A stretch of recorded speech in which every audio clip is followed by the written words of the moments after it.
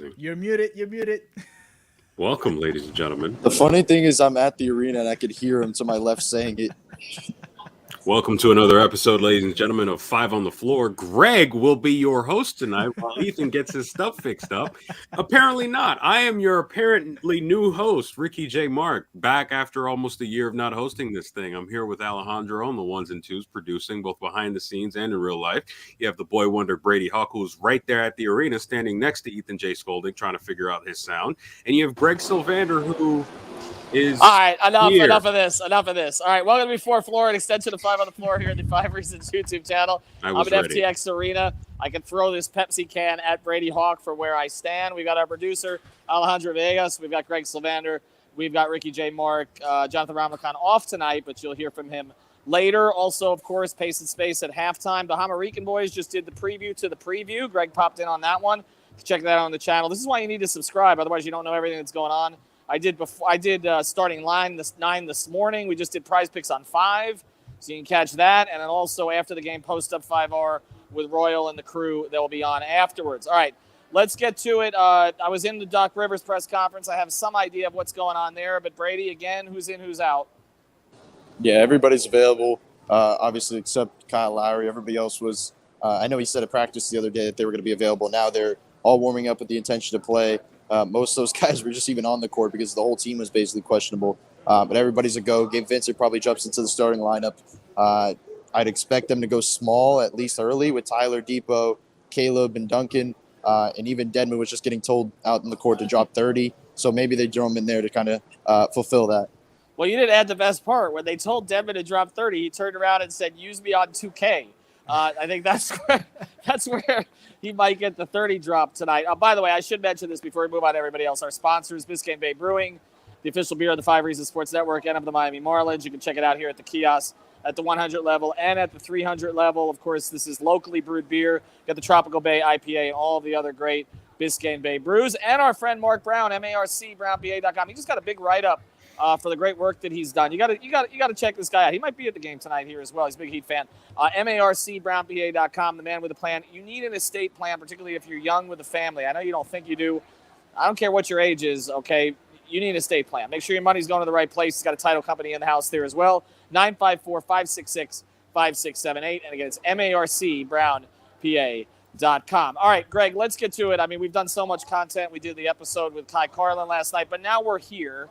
And, listening to Doc Rivers pregame, he's like, with Joel Embiid, you would come in with kind of a script.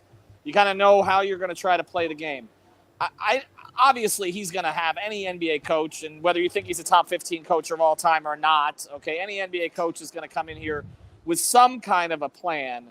But it seems to me like it's almost Spoelstra waiting to see what Doc does, and then Spoelstra will kind of have a counter for everything. Is that fair? I think so. I saw a quote. Brady may have tweeted it. Where Doc Rivers, were you with Philadelphia? Okay. Yeah, I was there. He said something like, and so I'm paraphrasing, I apologize. Something like, we're just going to have to kind of figure this out. Mm-hmm. Something like that. Yes. It just didn't evoke the type of game plan. Like Spo would just never say that. Like, I just think that there's ways you can articulate that you need to adjust without sounding like you're not really sure what those adjustments are going to be prior to the game starting. So I don't know. I still think that if you look at Eric Spoelstra, he has won, 6 of the last 9 playoff matchups against Doc Rivers. But he's lost 7 of the last regular season matchups against Doc Rivers. So that chess match is going to be super interesting to watch between those two guys. And Jimmy, that's the other guy that I want to go back to before we go around the room a little bit. Listen, y'all, like he was 38-5 in the 4 games he played in. If he were to hold that, he'd be the only guy other than LeBron to average that in a postseason run. So we'll see if he can stick to those numbers because they were impressive. Ricky, Doc's in a weird spot here, but I actually feel like maybe he's in a little better spot than he would be otherwise in the sense of, there's the rumors up in Philadelphia about Mike D'Antoni, obviously with Daryl Morey there. Doc has the history of blowing leads. He just played his star late in the game. His star got hurt. But at the same time, it does feel to a certain degree, and I know maybe not in Philadelphia this is ever really totally the case, but like there's a little bit of house money here because, I mean, nobody's picking them, right? Like, I mean, 20 writers at ESPN, everybody picked the Heat. They don't know who's on the Heat. They picked the Heat anyway just because Embiid's not playing. I guess, I mean, Ricky, how do you think Doc approaches this? Because he doesn't tend to be the most unconventional coach. I mean, I go back to those Celtics Heat series. He basically played 6 guys. Like, he did not – it was very easy to kind of game plan for him. So what do you think he does? I think Doc Rivers, when he came into the situation with the understanding that he would most likely be missing Joel Embiid for a good amount of time because this is a guy who had injury problems before Doc Rivers even got there. So I think he's going to go into the situation knowing that he's got guys like Tyrese Maxey, Tobias Harris, somewhat of Matisse Thybulle on defense, and James Harden, and he's going to see what he can do with it because given what he was able to do against Miami during the season without Joel Embiid, I think he can go into the situation with a bit of the scrappy kind of mentality that he had when he was coaching those pre-Big Three Celtics teams and that scrappy T-Mac led Orlando Magic team that he won Coach of the Year with. I think ultimately with this, I think he's just going to go about his business, game plan as though it's any other playoff series, and just go from there. And I'll just close by saying this.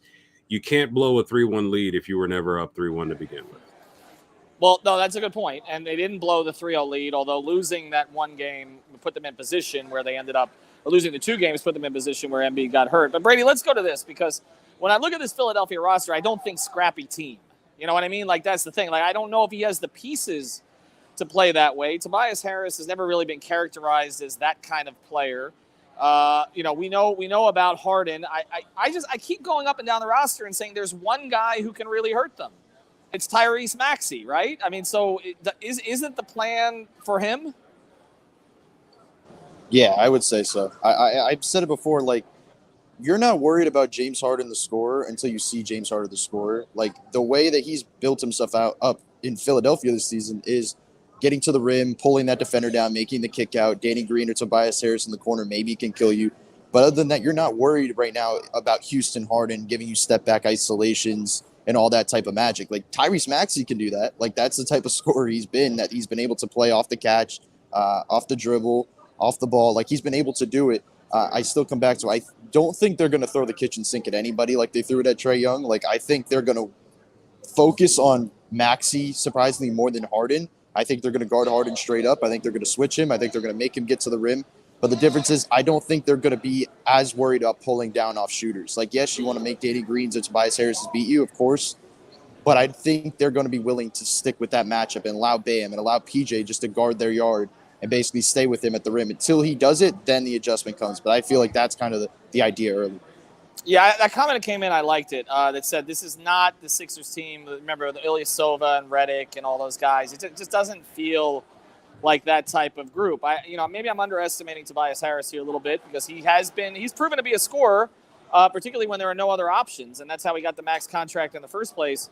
But I think he'll have challenges in this series. All right, I'm gonna mention my prize picks here because I think it's a takeoff point. We talked about this. I really like Gabe Vincent over 8.5 tonight, and I think one of the things that's interesting, and I was talking to a certain Heat lead scout, I'll just say, on the court today, talking about the idea of having 2 undrafted guys who were 2-way contracts previously, who are your starting backcourt in the second round. And I think there's this feeling that, like, Strus and Vincent are going to come back to earth. And I don't know, Greg, that we've seen any evidence of any of that. And that's one of the reasons I know you're going over on Max's points tonight on prize picks at 11.5. And I'm going over on Gabe's points at 8.5. They've been who they've been all year. And this is what we talked about. They have alpha role players. So the moment of the playoffs, Max admitted to me he was nervous for round 1. He didn't show it. I just don't think that they're going to struggle in these situations. I don't worry about their role guys. I worry about Bam and Tyler playing up to their form. Ironic, right? I've heard Maxey is that this series and the focus that's going to be on him with no Joel, that can make him a little nervous as well. I I think to your point, Gabe and Caleb even, and Max, those are alpha type, take an assignment type role players.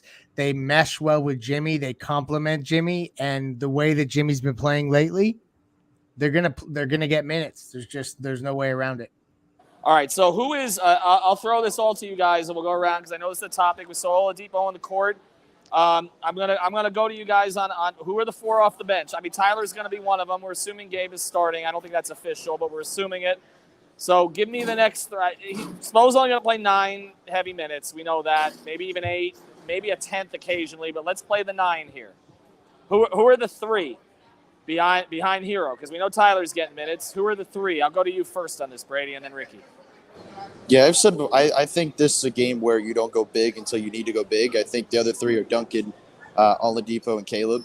I think the Duncan thing is the shoe-in where this is the game 1 theory, where if Duncan Robinson doesn't show in game 1 that he could be a threat and he could kill the drop against DeAndre Jordan and different threats, then maybe you make the adjustment to go back to big. But I think right now, I think Caleb's a shoe-in in this matchup. I think he's the perfect guy to guard James Harden. He can guard Tyrese Maxey. He can switch on to the guys like Tobias Harris.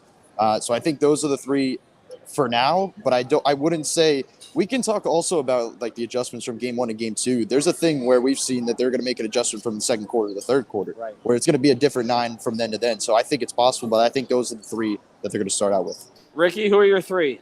Same as Brady? I'm thinking Depot, Dedman, and some combination of Caleb and Duncan. Yeah. That's what I had initially. I don't know though, Greg. What do you think? Because I mean, do you think where are the Dedman minutes? I'm leaning where Brady is in terms of Dedman probably getting sized out of the series because Embiid's out. But this is the one thing: if PJ gets in foul trouble, they're not going to try to replicate what PJ does with some of the smaller guys. I think Dedman then could have a role in the series playing a more traditional big. So that would be something to watch because so that's the one thing. Watch PJ, watch his minutes, watch how he's playing, because that's where Dedman I think could find a role. You know, in a Harden series, I know the comments are going to be good here. All right, let's get to it. I got one more question before we get to the pick for tonight. We're not going to maybe you can throw a series pick in there if you want, but as far as Elton Brand walks by, the whole Philly brass just walked through here, so they've all made the trip. Elton's the guy who wanted to keep Jimmy. It wasn't him. Okay, it was Josh Harris and Brett Brown. But anyway, let's get to this and do this quickly. Who's the guy who has the step up series in this one? Bam, Tyler, Ricky. Who's more likely to pick up their play from round 1? Probably Tyler. I mean, I know he might end up getting hunted on defense a lot, but Bam is just like, these are the kind of series that Bam is supposed to feast, but it's like, I'll choose Tyler, the safe choice. Plus his swag is going to be ridiculous after he gets named 6th man of the year before game 2. Yeah, most likely. We're expecting that announcement to come tomorrow. Greg, what do you got? Tyler in this series because Bam is going to do his ascension in the conference finals. If he doesn't, they're going home. So I think you and I agree on that. It has to happen against, especially if it's Milwaukee. Exactly. Has to happen against Milwaukee. Brady, I know you said this is a Tyler series, right? Yeah, this is a Tyler series, but I'm going to shift really quickly and say that I think we get to this point where we've done this a couple times, but we just went through a whole pregame show where we didn't mention Jimmy Butler. And I think that's like where we're getting to the point where you know what you're getting from him. But I'm looking at Jimmy Butler. Like, as much as I say this is a Tyler Hero series, Jimmy Butler's going to win this series for them.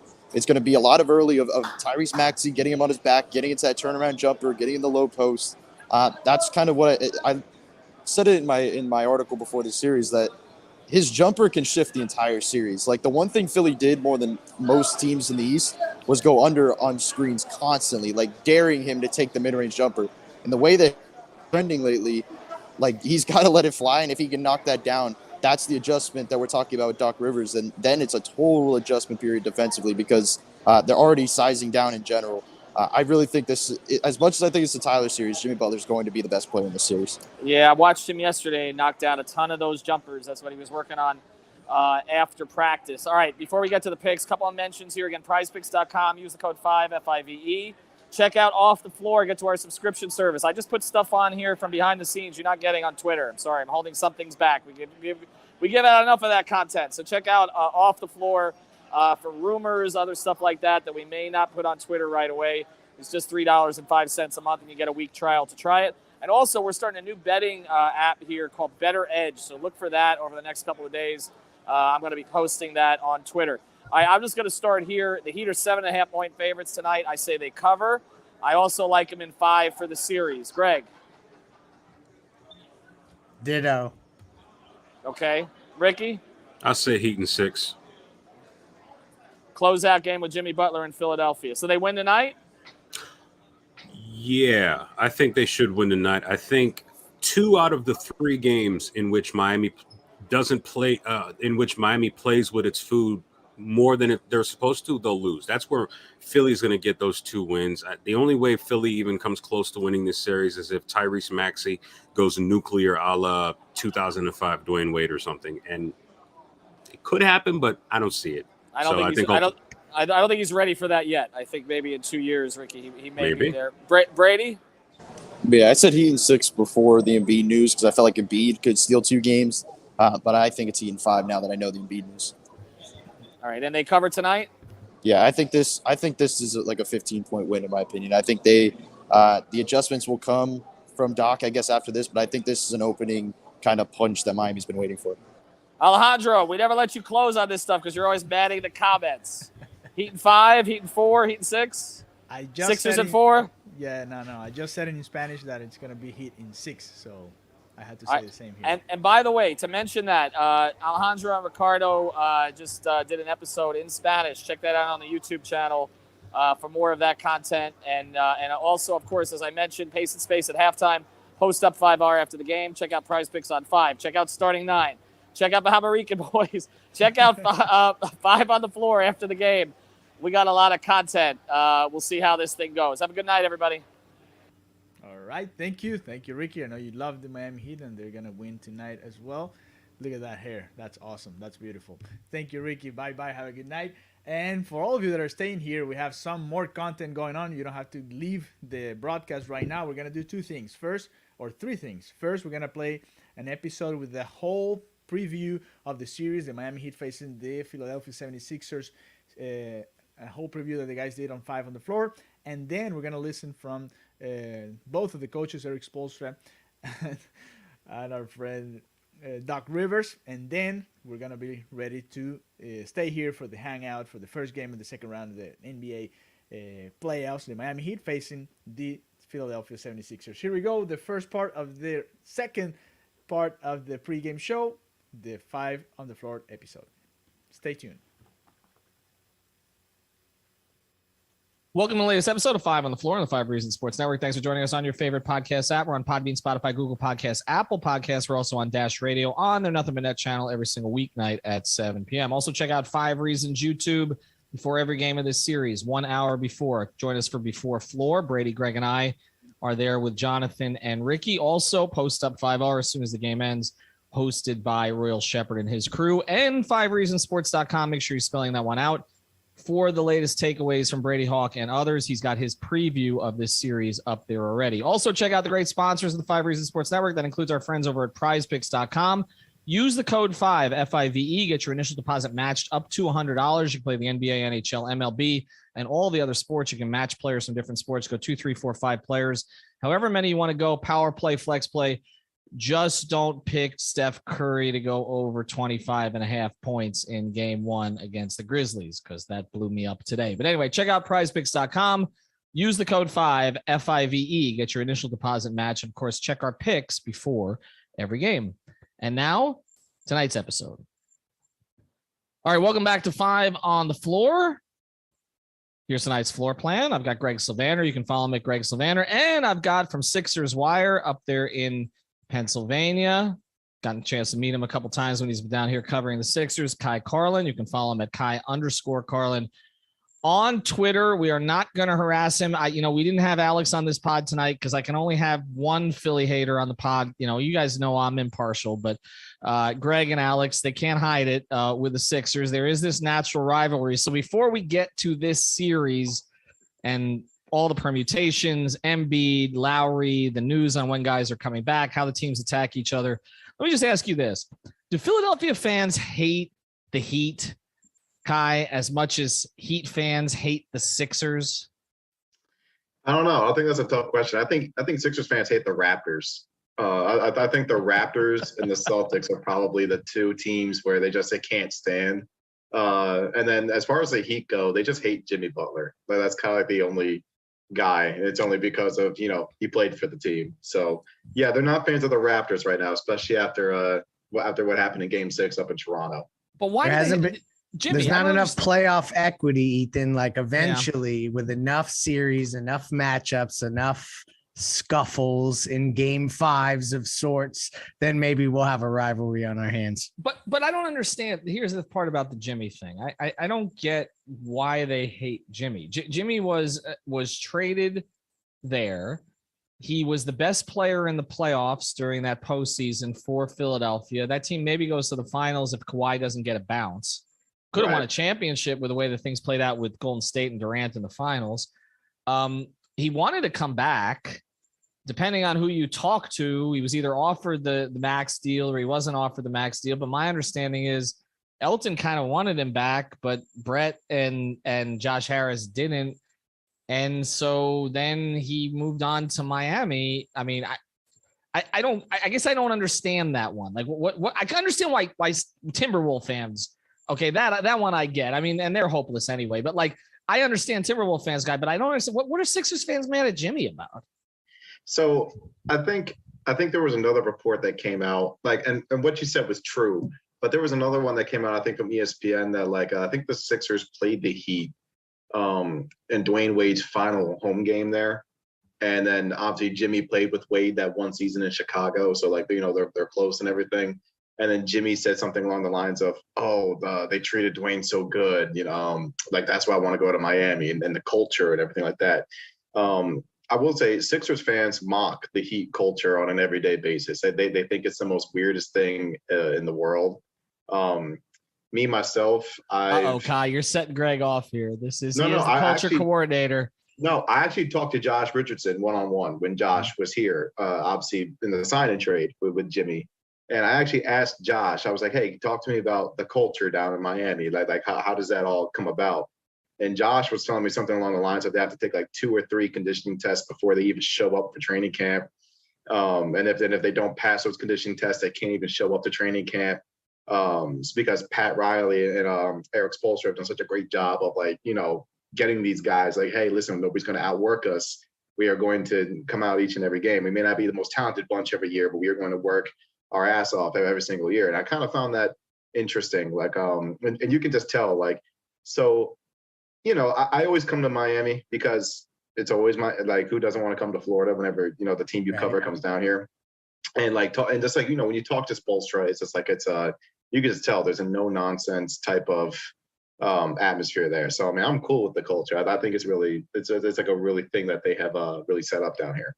Well, but the other part of it that's gotten interesting, Ethan, as we try to put a bow on why this became from a fan perspective, where you have fans that have animosity towards each other. And it's like, why the hell would that happen? Because it's not traditional. I think that there is a team building philosophy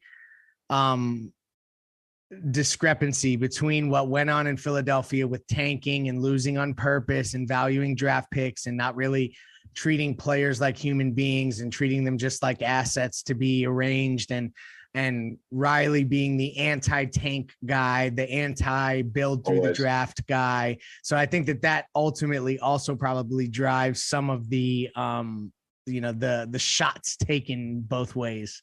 Probably. Yeah, and there was a playoff series that was contentious. Philly had a better team. Yeah.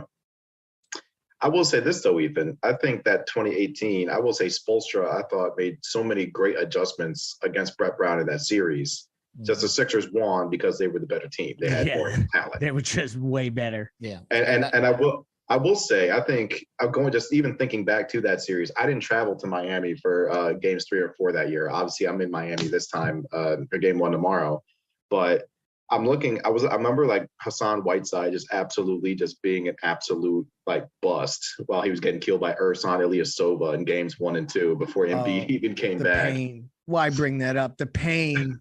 PTSD, Whiteside PTSD. Well, Whiteside almost forced Spoelstra out of coaching completely. So, no, go, Ethan, go to break, please. Yeah, we remember that. Well, now the next sponsor of the 5 Reasons Sports Network. You know what? We'll do that actually. If you've got the schmutz, they got the guts. I want to tell you about our friends over at Water Cleanup. We are going to get to the analysis of this series. I promise. We're going to do it right here. But I know I don't want to put Greg through too much Whiteside conversation, because if there's one thing that he likes less than the Sixers, it's Hassan Whiteside. But we do want to tell you about Water Cleanup of Florida. If you're a South Florida property owner with an insurance claim, water, mold, and fire damage, you got to find a reputable, fully licensed, insured, and certified contractor. Water Cleanup of Florida is here for you 24 hours a day. Reach out to Michael, Robert, and their team. More than 60 years of combined experience, third-generation contractors in South Florida. And their objective is to make the cleanup and insurance claim process painless and hassle-free. You can find them at watercleanupflorida.com or Water Cleanup of Florida on Instagram and other places like that on social. But you can reach Michael on his personal cell, 954-579-0356. That's 954-579-0356. So again, they can handle all of your problems in your house. If you have a Hassan Whiteside problem, though, you got to find the Portland Trailblazers to take that off of your hands. So check out watercleanupflorida.com. One-stop shopping that busy homeowners and business owners require. No need to bring in other contractors. If you've got the schmutz, they got the guts. All right, so let's get to it. No more Whiteside talk, I promise here. The stories of this series. It starts off always with every series with availability. So I'll just update on what happened at Heat practice today. No Kyle Lowry. He's now angry at me because I accidentally posted a photo of him shooting us the bird today. Didn't mean to do that. That was just random. I took one photo. I wasn't thinking, and I posted it. So if you listen to this, Kyle, I apologize. I guess I shouldn't have mentioned it again. Kyle's going to miss game 1, and we believe he's going to miss game 2 also. Greg, you reported that a little while ago. I don't anticipate he's going to play until they lose, honestly. I think they just stretch this thing out and try to prep his hamstring. They have about 12 guys listed as questionable right now, but Eric Spoelstra then said everybody's ready to play. So they're just kind of listing guys as questionable to list them as questionable. Jimmy's playing. Caleb's playing. I talked to Max. He's playing. Tyler's listed as questionable. He's playing. They're all playing. Okay. On the Philadelphia side now, Kai, how can you help us here? Because our reporting was that Embiid was likely going to miss the entire series. When I've talked to others up there, some national guys who cover that team regularly, some of which you probably know, I'm friendly with, they told me that Embiid's going to do everything in his power to play, but that doesn't mean he will play. And they don't anticipate that he will play. And then Woj had a report that he's out for 1 and 2, but it sounded kind of hopeful for game 3. So where do you stand on this? So when the news dropped, immediately I kind of thought back to 2018, because obviously he missed the first 2 games with the Heat that year too because of an orbital fracture, same injury. So, and he was out for 3 weeks before he came back for game 3 of that series. So the difference with Joel now compared to what it was in 18, Joel needed surgery in 18 to fix the issue. This time he doesn't need the surgery. So at this point, they're just waiting for him to clear the concussion protocols, which means he could be back before game 3. Like that's the big, hope. And then he'll just wear a mask again to protect the bone around his eye. So you just kind of rock with it like that. Joel is just, he's worked so hard on his body to ensure that he is healthy. So he's kind of at a point where like, he's not going to let some random freak injury derail his playoff run. Granted, I didn't think it would have mattered anyway. I picked the Heat in this series before the injury. And then I'm picking them after. I think before the injury, I probably would have said Heat in 7. Just because, obviously you got 2 huge talents like Joel Embiid and James Harden. With Joel's injury, I say the Heat in 5. But, that's just kind of how I just saw going into this. But yeah, and in terms of Joel, like, he's going to do everything in his power to try to return to this series. He's worked too hard not to. Yeah, I mean, all I heard was that there was likely it was really unlikely he was going to get back on the court throughout this series, which, truthfully, Jimmy Butler said it best. It sucks. Like, I wanted to see these two teams fully healthy. I did get the chance to read your preview, the primer for the entire series. I would really encourage all of our listeners. It's at sixerswire.usatoday.com. Where you can find Kai's work about the series. And you talk about defending Jimmy Butler and the changes that they have to make. How the hell do you think the Heat are going to defend James Harden? Because there's this overwhelming thing happening with the fan base where they're saying that the Heat are going to approach it the way they did with Trae Young and throw the kitchen sink at the one guy, and that's how that they're going to go at him. And I kind of feel like with Maxey being as good as he's I mean, he's the prototypical player that the Heat have struggled with all damn season. So to throw this kitchen sink at Harden, I think is a little short-sighted. Who do you think is going to be the emphasis for the Heat? And do you think that they would be better off focusing in on Maxey versus Harden in this scenario? Now, see, that's the ultimate question, right? Because, I mean, Maxey has had big games against Philadelphia this season. I'm pretty sure everybody remembers Maxey's last game against them with no Joel and Harden, and Maxey went off in the fourth quarter. So I think like if I was Eric Spoelstra and I'm heading into this series, I wouldn't throw the kitchen sink at Harden because he's such an elite playmaker to where like he's going and he's got a high basketball IQ too. So if you throw the kitchen sink at him, Harden is going to pick you apart, because he's going to find Tobias Harris in the corner, who has become an elite catch and shoot 3-point shooter since Harden got here. I think he shot somewhere around 43% from deep against Toronto in round one, and a majority of those 3-point shots are off the catch and shoot variety. So if you throw the kitchen sink at James, he's going to either kick it out to Tobias in the corner. Danny Green is still another guy. I know he's like old as dirt, but Danny Green can still go out there and knock down a corner 3-point shot. And then on top of that, they kind of run this pick and roll with Harden and Tyrese Maxey, and they just kind of, they use their versatility that way. And then also DeAndre Jordan, as he's not very good defensively anymore. He's not who he used to be on that end, but he can catch a lob too. So I just, if I'm the Heat, I would kind of try to play him straight up and maybe not offer all of the help just because Harden is so good at playmaking for other players.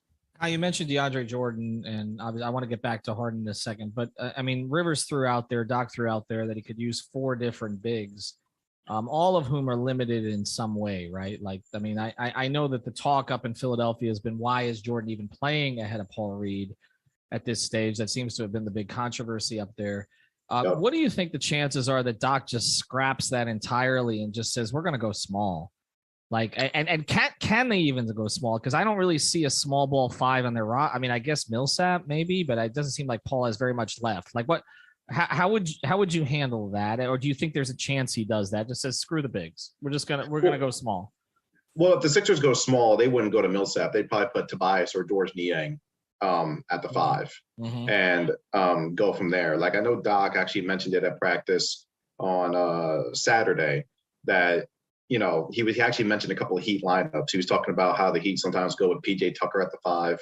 And then he said that there was another lineup that the Sixers were looking at that he didn't mention a player, but he said like there was another small lineup that they like to go to. Doc said he's not really sure about going small, especially because George Niang is actually dealing with a knee injury. And George was already slow to begin with. And like now, if you put George at the 5 against this team, I don't think that's going to be a very good matchup or a very good idea for Philadelphia. And then you kind of go into it. And if Tobias is at the 5, give Tobias a ton of credit. He was great defensively against Pascal Siakam in the Toronto series. And he was also very great switching off pick and rolls and defending Scotty Barnes and Gary Trent Jr. I thought he did a really, really good job against them. But the Heat are just they're tough. They're physical. They kind of grind you into submission a little bit. That's just kind of what Eric Spoelstra does, and that's what that team does. And if I'm the Sixers and I'm going into the series without Joel, you kind of have to hope that Harden kind of reverts back to Houston Harden and just goes out and drops 40 to 50 points like he used to. And I'm just not sure if he can do it anymore. Why do you think he can't? Let's dive into that a little bit. Why do you think he can't do it? Because people in the network know I'm not the biggest James Harden fan. I mean, this goes back You to think? Yeah, I mean, Heat fans wanting to trade for him last year. I've said repeatedly, you will never win a championship with James Harden as one of your two best players, and I'm holding to that entirely. I think he takes. No, I've said that on this podcast a million times. Oh, I know, but he's never heard such a hot take. He's just not that guy. I mean, I'm sorry, and I just don't think he can be trusted. I don't think he can be trusted to be available when it matters, and I don't think he trusted to raise his game when it matters in the playoffs. I think we've seen that consistently. But from your perspective, as someone without my jaded view of it, what have you seen from him this year? Because I mean, to be honest, he just looks like he can't get by anybody. Like that's the number one thing. It's all step backs and flails for fouls, basically. Yeah, that's kind of been the one thing where it's kind of like what's going on with you? Like I was surprised the other night when I was up in Toronto for Game 6, and he drove down the lane and had a slam dunk in the first quarter in the half court offense. You know, I haven't really seen that from him since the Sixers acquired him. So that kind of gives me the indication that like maybe he doesn't have to do that anymore because he just happens to be playing with, you know, an MVP candidate. And somebody who, I mean, I think Joel should win MVP. I know it's going to go to Jokic, but Joel would probably be my pick. And maybe it's because I cover the guy and like just I was around everything, but Joel would be my pick if I had a vote. Me too. Yeah. And I'm a Heat fan, so that means something. Yeah, just with the Ben Simmons stuff that happened earlier in the year, and the fact that Joel kind of threw this team on his back, and they were the number 3 seed going into the break before Harden even got there. First big to lead the scoring since Shaq and 22 years ago. I mean, first big to average 30 since Moses Malone 30 years ago or 40 years ago, however long it was. I mean, it was impressive. But anyway, back to Harden. I'm sorry. But yeah, like Harden, maybe he realizes that he didn't have to do all of that because he's playing with Joel Embiid. Now that Joel's out, maybe Harden will show off more of the offensive game. I did see that his trainer on Instagram took like a question thing, like he did that thing on his Instagram story where people ask questions and stuff. And somebody asked him, are you still working with Harden? And he kind of responded saying that Harden really wasn't able to get any work this summer because of the hamstring injury that he suffered with the Brooklyn Nets in the playoffs last year.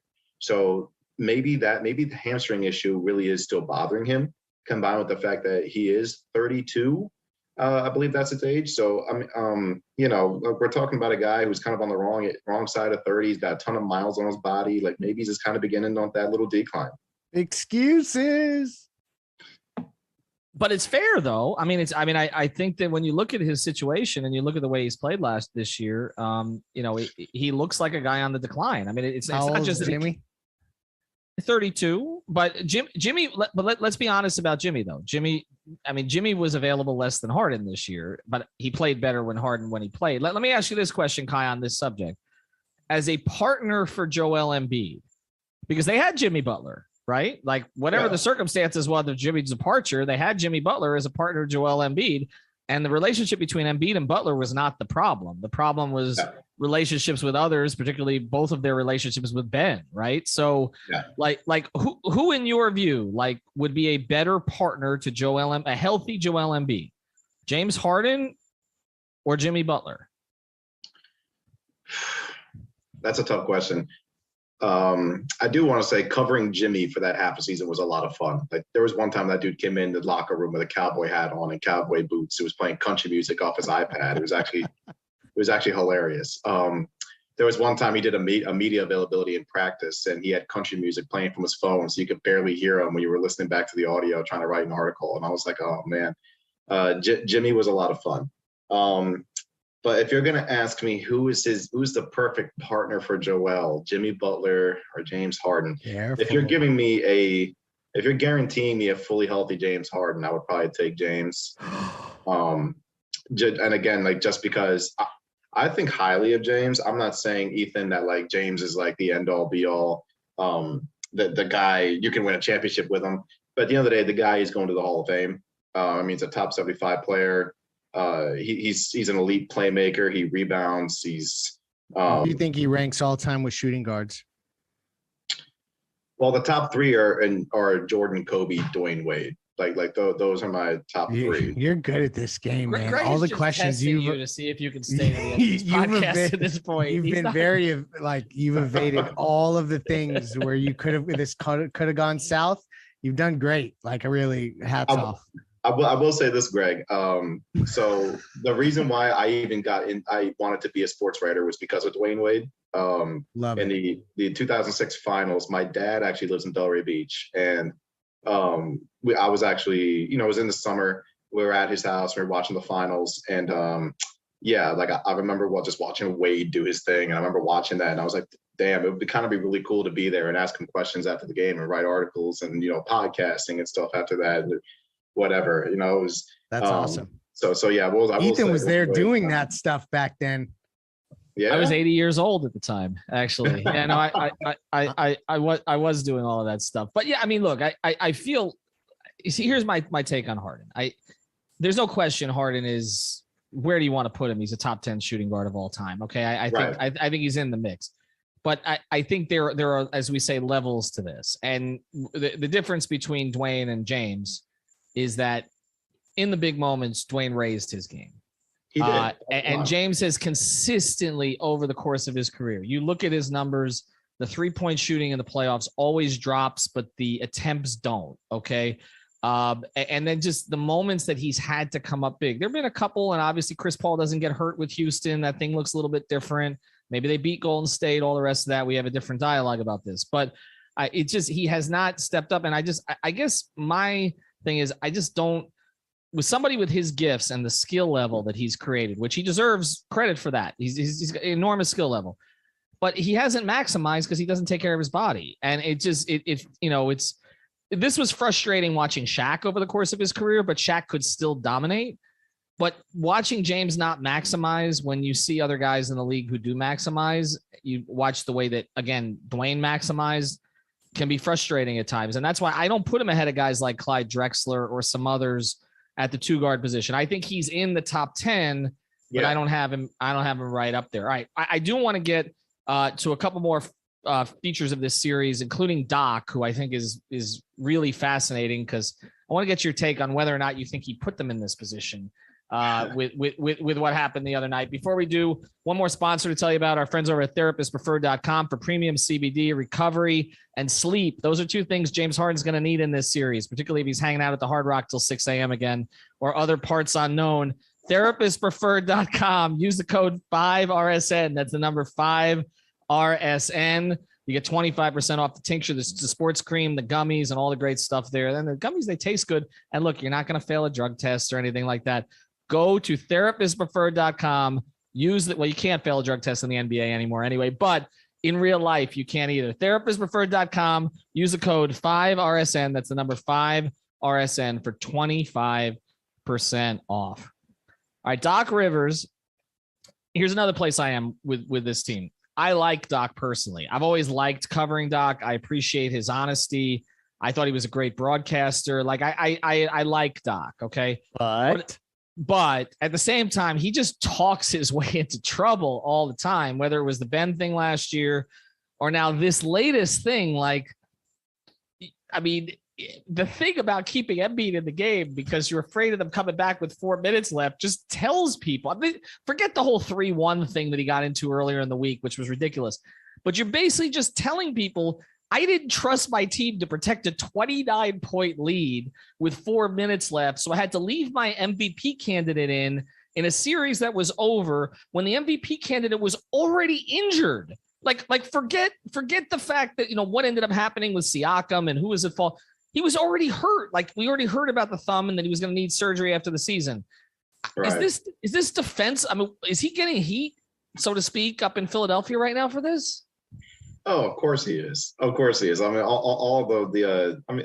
don't know if either of you have ventured into Philadelphia, but it's the sports radio hosts in Philadelphia are very ruthless people.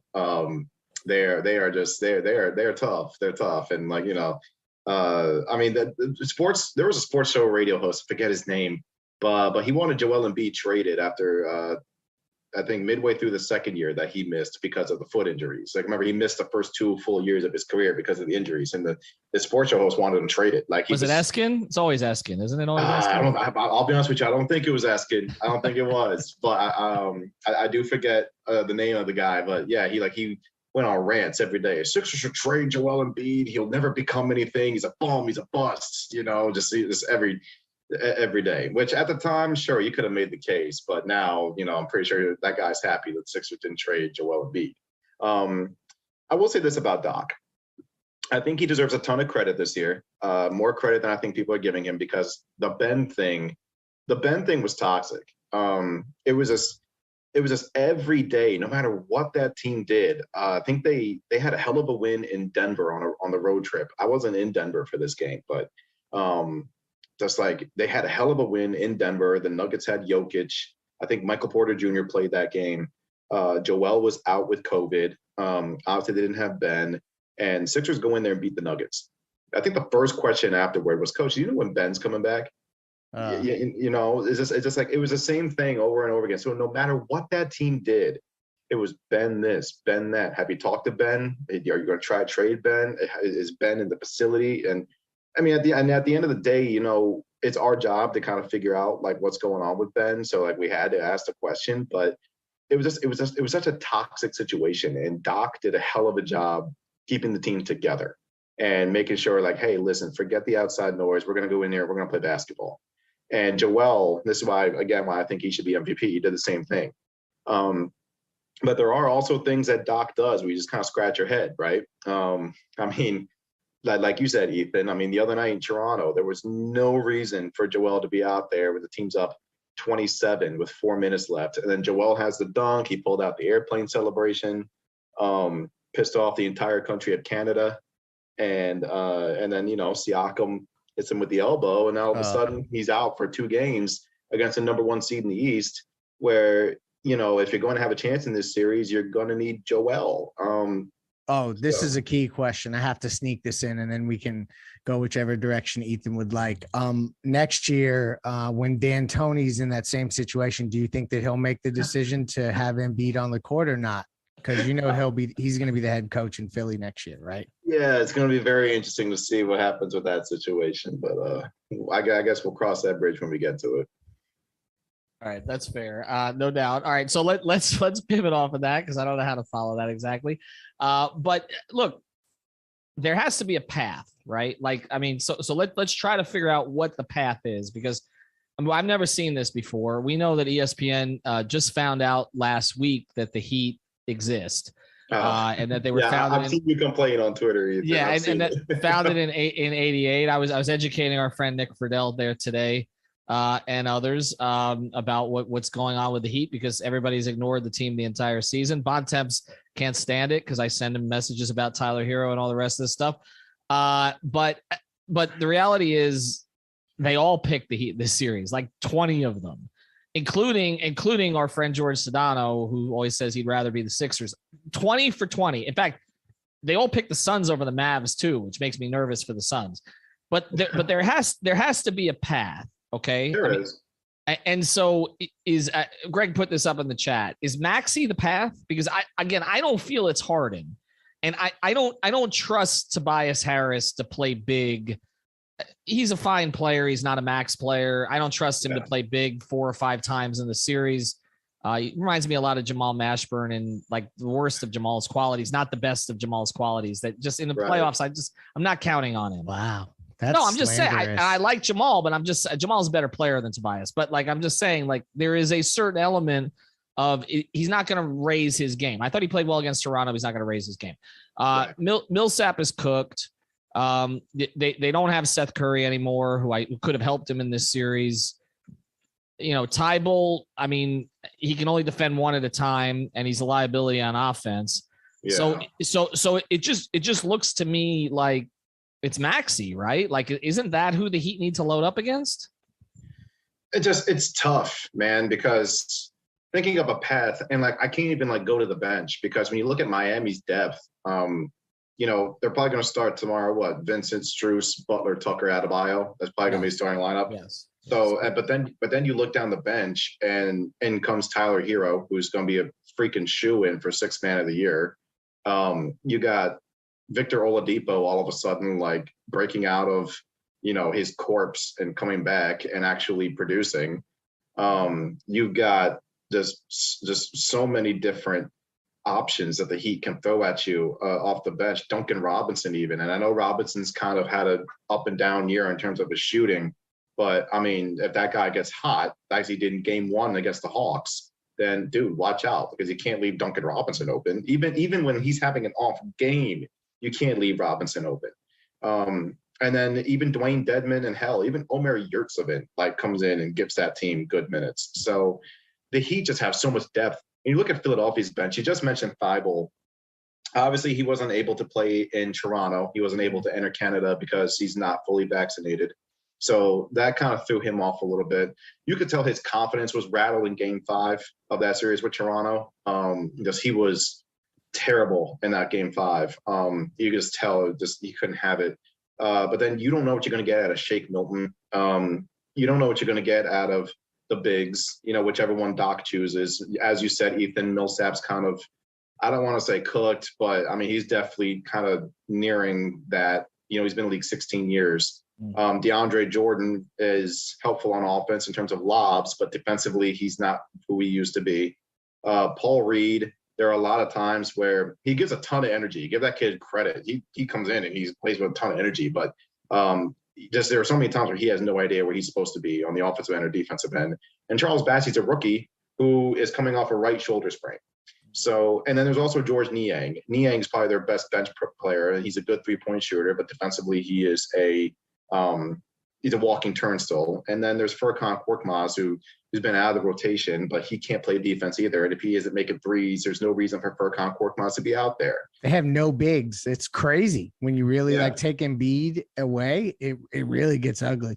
So that might not have been a guy you wanted to play with a 29-point lead with 4 minutes left. Yeah, right. Series that was decided. But I will say this. If there is a path for the Sixers to win this series again, and I know Maxey, but I'm putting the pressure on James Harden. I'm putting it all on him. The Sixers made this trade with a championship in mind, right? This was, and they still ended up winning 51 games. To give them credit. Again, despite everything that happened for them this year. But at the end of the day, this team has been preaching championship for the past 5 years or so. And, you bring in James Harden. You gave up, Ben Simmons and Andre Drummond.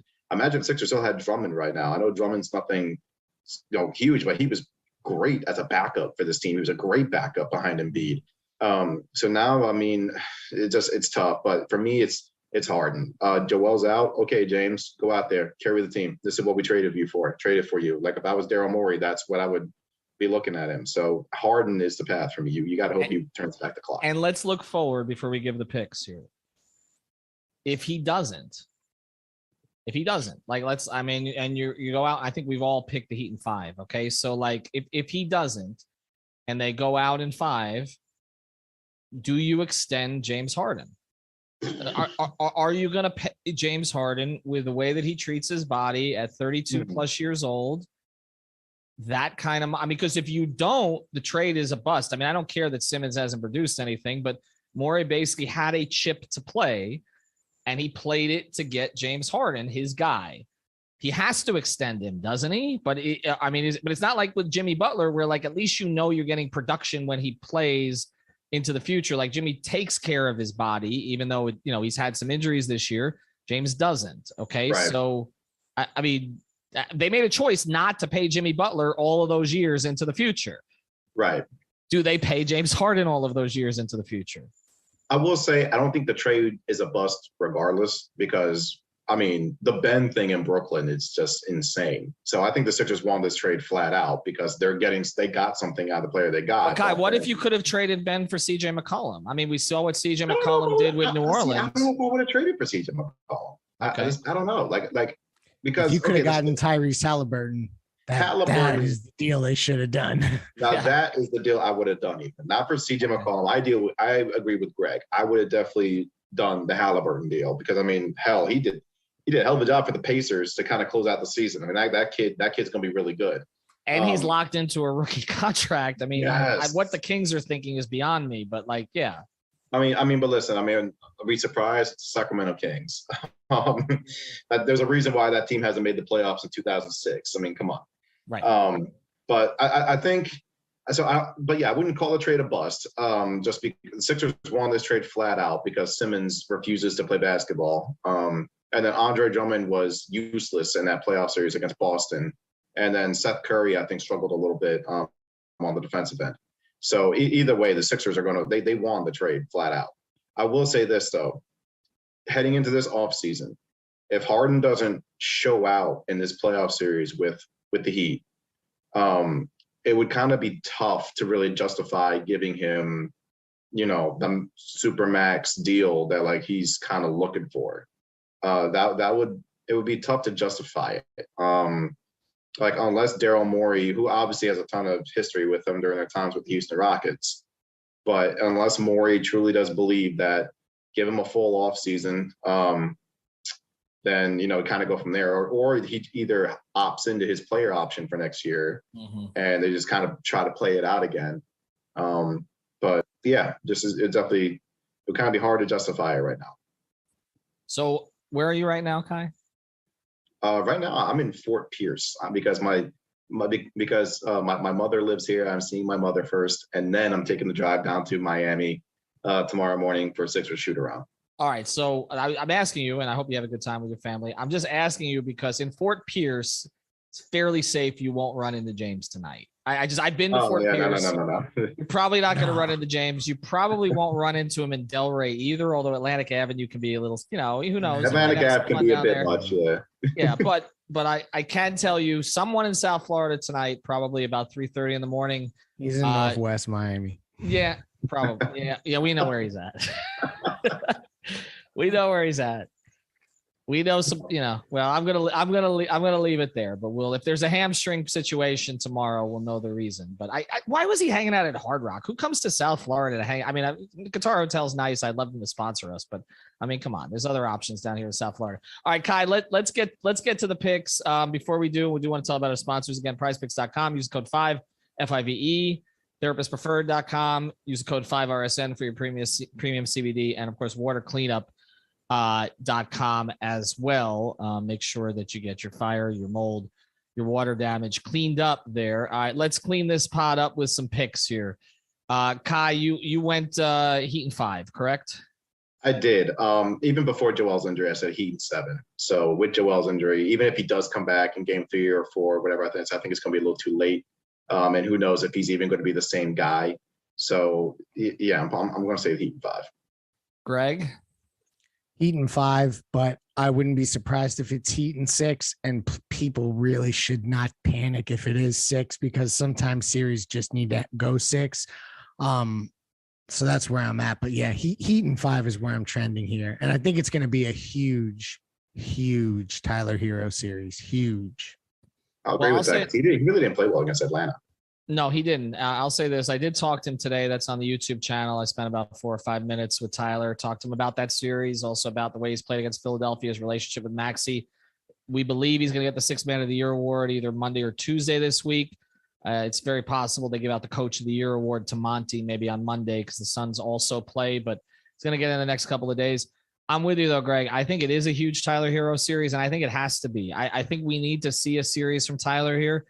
It's not a Harden situation, but Tyler wants that extension. We need to see him show out in the playoffs a little bit, particularly in a road situation. But I do think we're going to see it in this series. And I also think Jimmy's going to be really good in this series. Jimmy in Philadelphia, and that's the only thing that is leading me to think they could sweep this thing. I don't think they will. I think it's 5. I think they win the series at 5. I think that they'll take care of business in the first 2 games, and it will not be smart for Embiid to come back. And to me, that's the key to the first 2 games in this series. Don't give Philadelphia hope by getting this thing to a split, and then Embiid's able to talk his way back onto the court, okay? Because it's not really smart for him to play. But if the series is he wants to play, I give him credit for that. He's not a guy who's trying to sit. I don't care what the talk show hosts of Philadelphia say. It seems like he wants to be out there, and I know, Kai, I think you realize that too. Kai, we appreciate you joining us. Have a good time up in South Florida. We'll see you at the games here this week. And you answered the Wade Harden question right, so you're welcome back anytime. Have a good night, everybody. Absolutely. Yeah, well, there's Thanks, only one guys. answer to that question. All right. Here we are. We are getting ready to watch game 1 of the series. This is the starting five for the Miami Heat. It's going to be Max Strus, Gabe Vincent, PJ Tucker, Bam Adebayo, and Jimmy Butler. That's the starting five for the Miami Heat. And let's put that here on top. The game is about to start. I'm a little behind, so bear with me. But it's Miami Heat facing the 76ers right now. It's on TNT for all of you that are looking for the channel right now. It's Miami Heat, Philadelphia 76ers on TNT.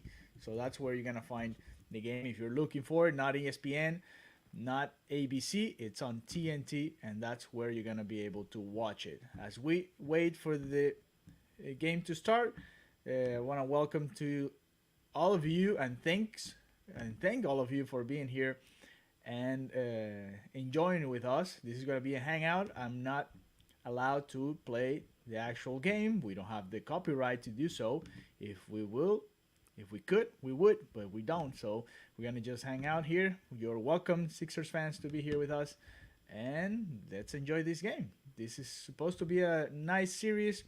I personally said it's going to be Heat in 6. I want to hear and read your guys' comments about it. What do you guys think about this series? Who's going to be heading into the Eastern Conference Finals right away? Let me see if we have some comments here. We had Danny Green starting on Jimmy.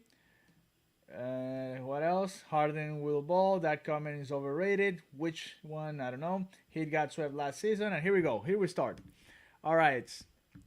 First basket of the night. I missed it because I was talking to you guys. Now we are. All right. Okay, Harden has PJ Tucker on him. Maxey for 3, he misses. And here he goes, rebound for Jimmy Butler. I think the rebound was for Adebayo actually, but Jimmy Butler has it now. Ball to Max Strus, back to Butler. Butler to his left. He turns around, gets in trouble. Okay, Bam has it in the paint. He has to attack here.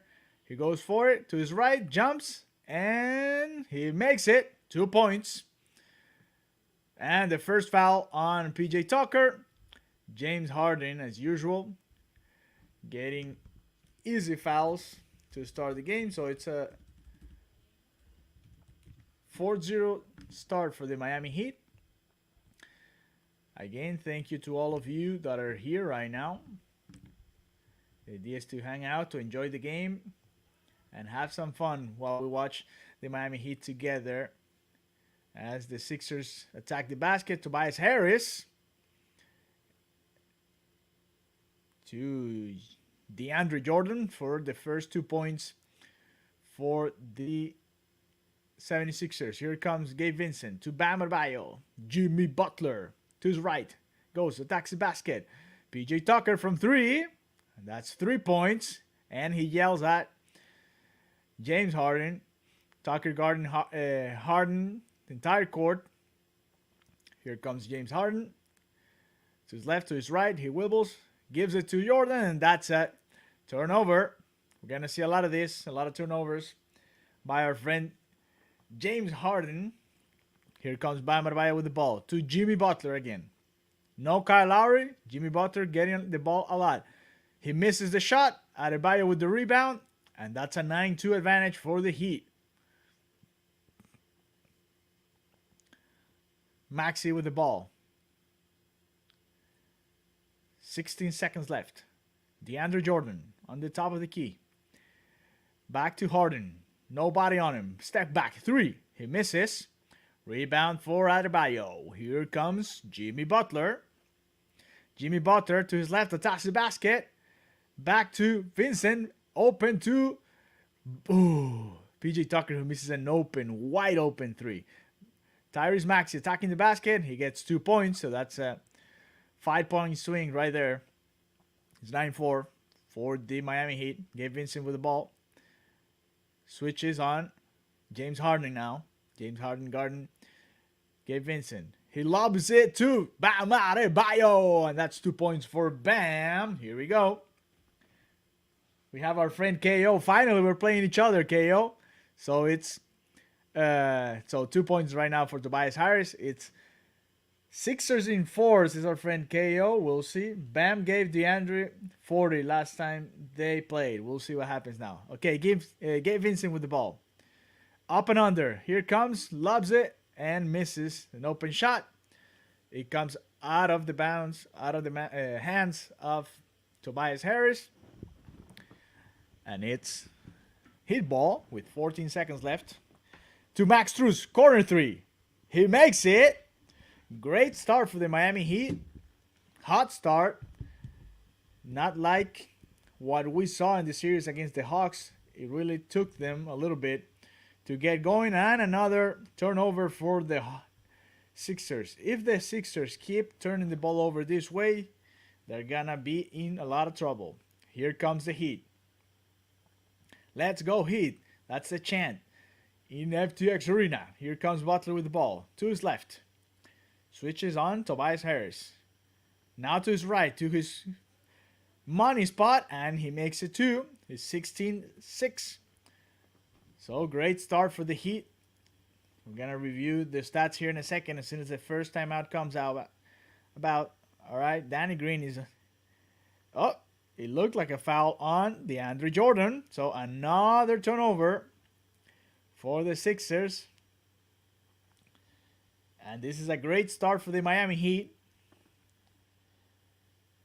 Show the game. I can't show the game, my friend.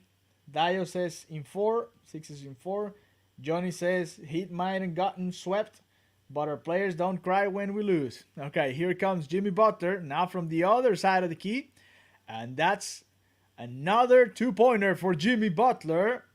And that's a sweet start for the Hawks. For the Heat.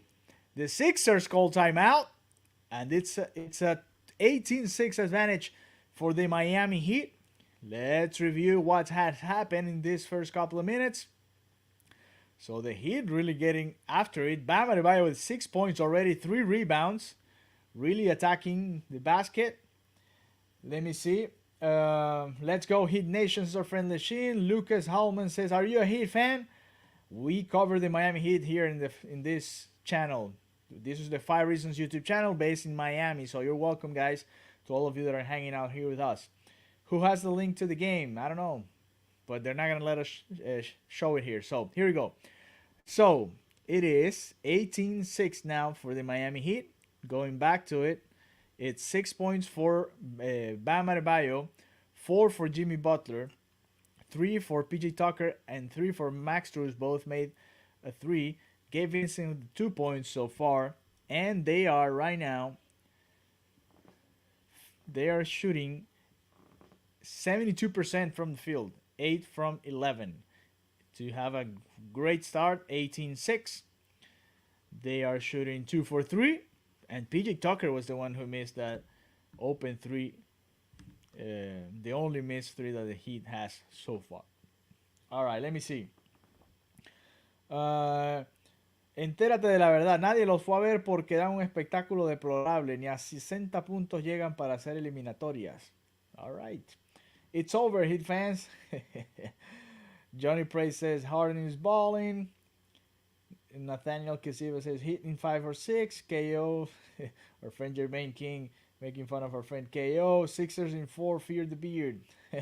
This is the worst spot KO could have been because he was just asking for the Hawks to get rid of the Heat so he didn't have to face them. Now he's here hanging out with us and he's suffering now. All right, let me see. That joke about KO made me laugh. Let the ask ripping begin. Jermaine. Moral Thread says game over, series over. It's humiliating to be a Sixers fan. It always ends badly. KO, no, he's not a troll. He's our friend, man. KO's our friend. He's been here for the entire playoffs, so he's a friend for sure.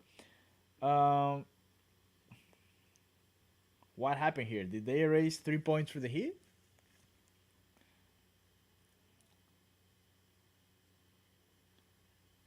Okay, Eric Jimenez says Harden forgot to eat some hamburgers before the game. DeAndre Jordan has already 2 turnovers.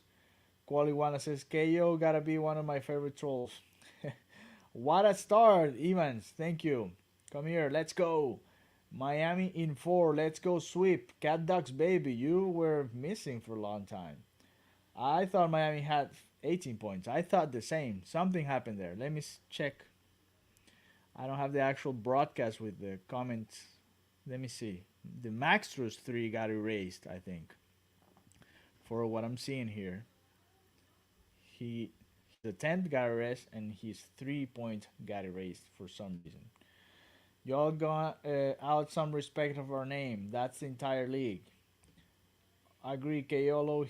He Heat fan. Maybe he's doing the reverse jinx or something. All right, another 3 mix by the Sixers and a foul.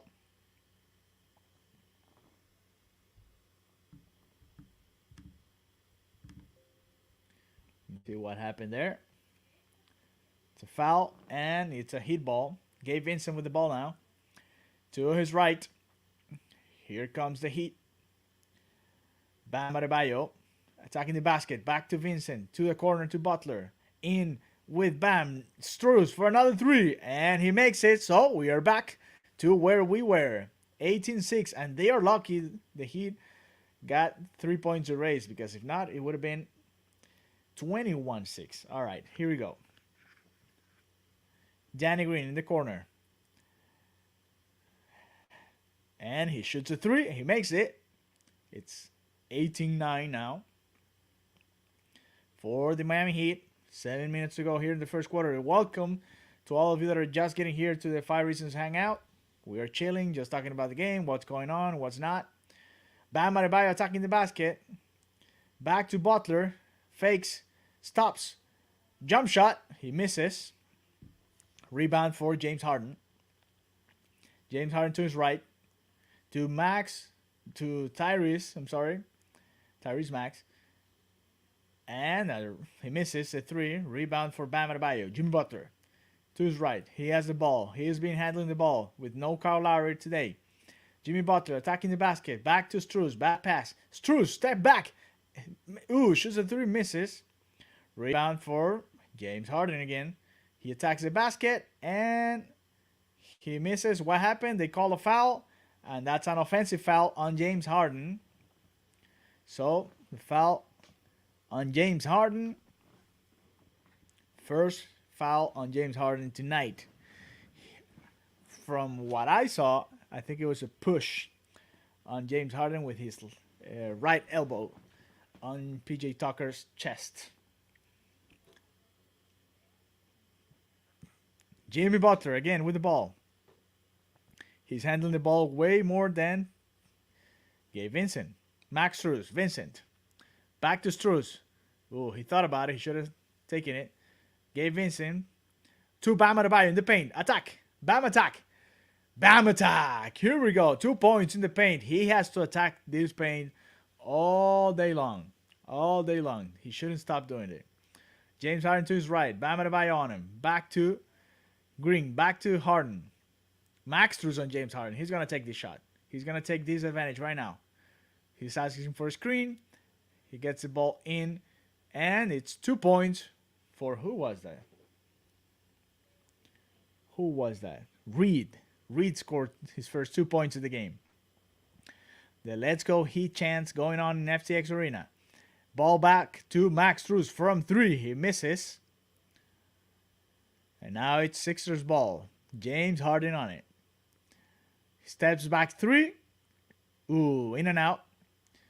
He misses another one. Jimmy Butler with the rebound. He goes to his left.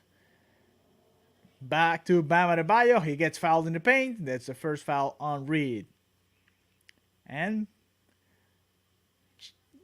James Harden went to the floor after he hit Jimmy Butler with his hip. And he's complaining that that was the same foul that got called on the other side of the court. From what I saw, it was hip to hip. Harden couldn't handle it, went down, and Jimmy Butler passed it to Bam Adebayo, who got fouled in the line. He's going for his first free throw. And here we go. He makes it. That is the band I like to see, says our friend Ron Baker. People are going to think we cheated after this blowout. Well, hopefully they make it. All right, who's in? Tyler Hero in for Max Truss. So right now it's Tyler Hero, Jimmy Butler, Bam Adebayo, Gabe Vincent, and PJ Tucker. That's a 5 on the floor right now for the Heat. He makes both of them. 22-11, 4:52 to go. Here comes. Oh, full court defense for the Heat. That ball recovered by Jimmy Butler. Tyler Hero had the shot. He passed it. Bam Adebayo attacking the basket. No bueno. Rebound for PJ Tucker. Good. Jimmy Butler for 3. He goes. And it's good. Jimmy Butler leading the Heat right now. Full court defense again. Reed with the ball. Easy basket for Tobias Harris. It's 25-13 for the Miami Heat. 4:19 to go here in the first quarter. Butler to his left. Butler to PJ Tucker for 3. He barely misses, but that was a foul in the paint. Tobias Harris pushing Jimmy Butler.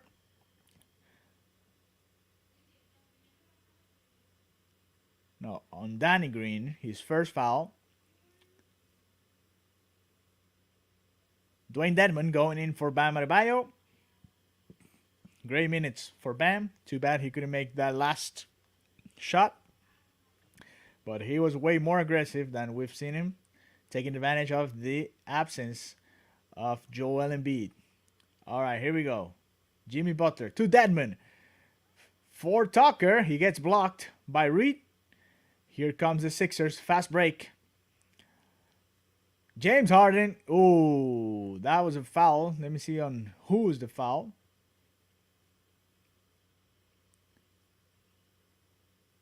Dwayne Dedmon gets called for a foul. Second foul for the team. It's going to be a side in.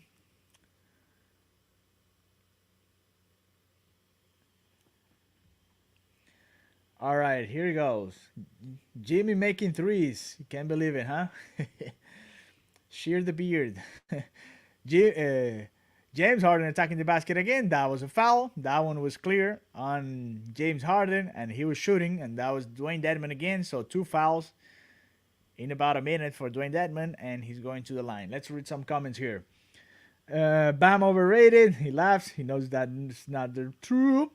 Burn, baby, burn. Johnny praise. Thank you, Johnny. Thank you to our friend Cats and Dogs. Second best pick in the East after Joel Embiid. Let me see who else is around here. Ron Baker. Juan. What's up, Juan? How you doing? Vic Papo. What's up, Vic? How you doing, man? Nardelevius Container Reviews. How you doing, man? Evan Roos. How you doing? PJ Tucker goes out. And who's going in? Victor Oladipo. So it's Oladipo time. Oladipo time.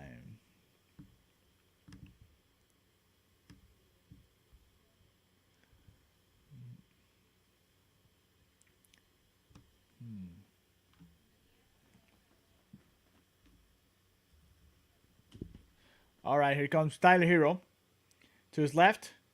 To Vincent. Goes for 3. Misses. Rebound by Dedmon. And he gets called for a foul. That's a 3rd foul on Dwayne Dedmon. He's going to have to see it sometime soon. 3 fouls almost in consecutive plays. And it's 3 fouls already for Dwayne Dedmon. So no good. No bueno.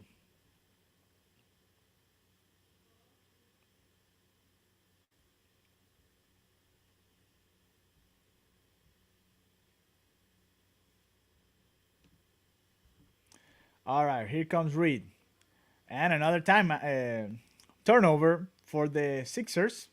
We're going to review the amount of turnovers here in a second as soon as they ask for another timeout or the first quarter ends. Jimmy Butler with the ball.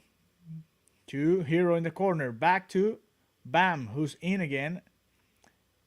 And Oladipo gets called for an out of bounds. He stepped out of bounds. And it's Oladipo, Tyler Hero, Gabe Vincent, Bam Adebayo, and Jimmy Butler right now on the floor.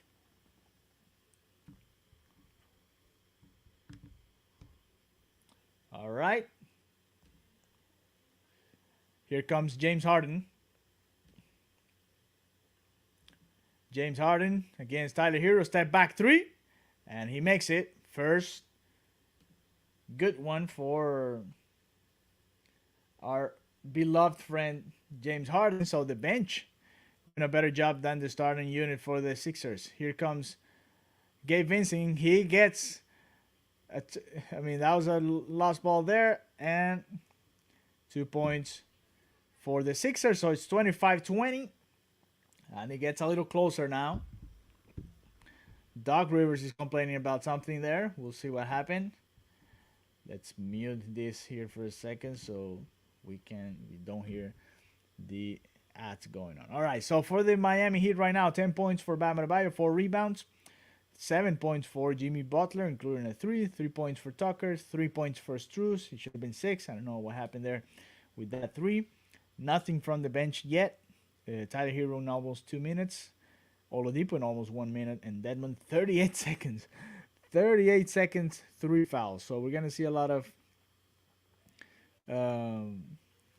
PJ Tucker playing the 5. And I don't know if we'll see Omer Yurtseven today. But Dwayne Dedmon getting in foul trouble really, really fast. Really, really quick. And that obviously doesn't help. All right, let me see now.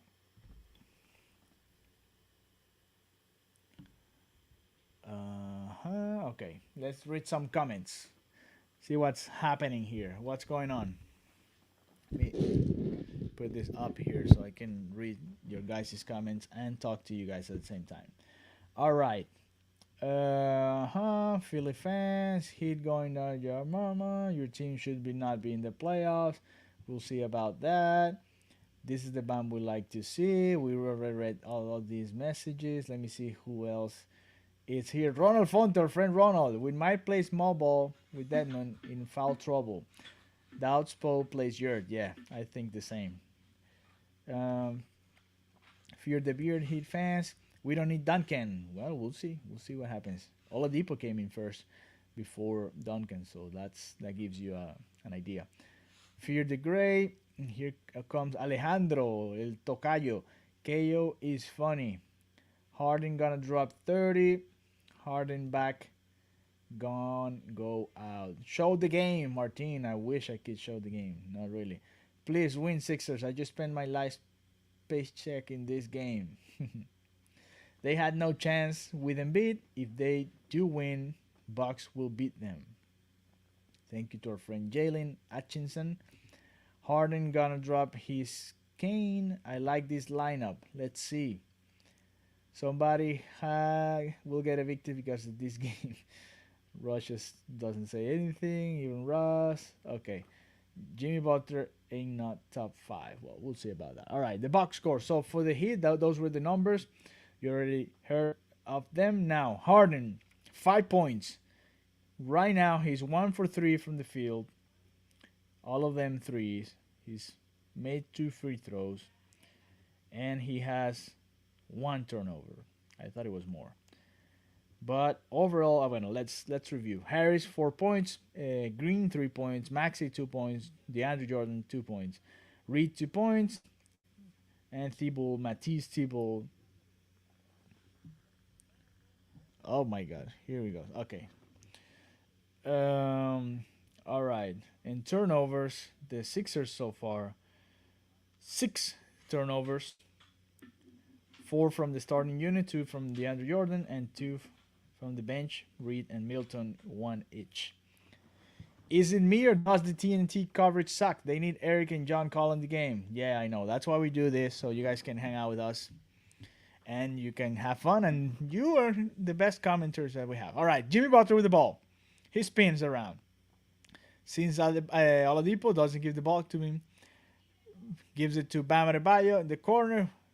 Well, that was a Dirk Nowitzki-like 3, and I didn't like it at all. Bad shot for Jimmy Butler. He shouldn't just gone back. All right, here comes James Harden. In for Reed, and 2 points. So it's a 3-point game now. Sixers going back at it. Tyler Hero still looking for his first shot. Back to Oladipo. He misses an open three. Rebound for Max Strus. Jimmy Butler with space to attack the basket. He goes for it, misses. Bam! Adebayo gets a rebound but misses the follow through. So here comes the Sixers. Shootout, and he misses from three. Who was that? Oh, quick break for Tyler Hero. And that's 2 points. That was number 20 from the Sixers, who was late to come back. Another steal for the Heat. Here comes Jimmy Butler, and he gets fouled. Or what happened there? He just lost the ball. Caleb Martin goes in. So no Duncan Robinson so far.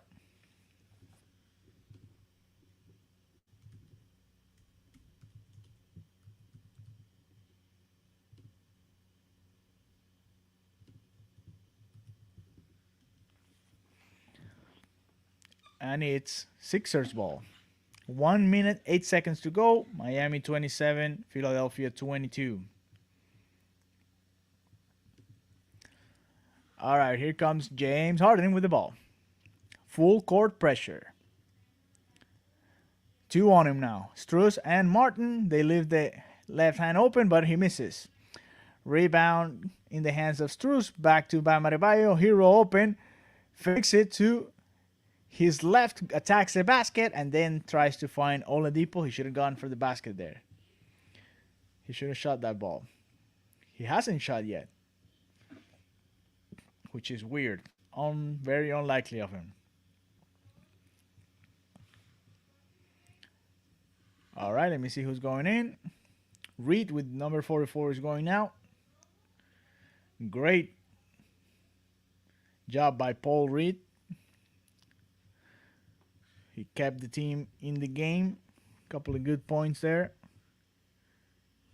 4 points, couple of baskets. And now it's Jimmy sitting. All right, here comes Tyler Hero. He has Victor Oladipo to his right. Bam Adebayo helping with the screen. Tyler Hero goes for 3, and he gets fouled by number 6.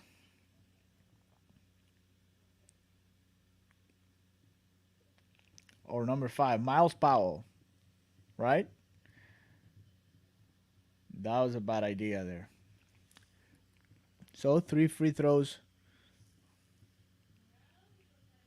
No, I think it was Tyrese Maxey, number 0. I need better glasses.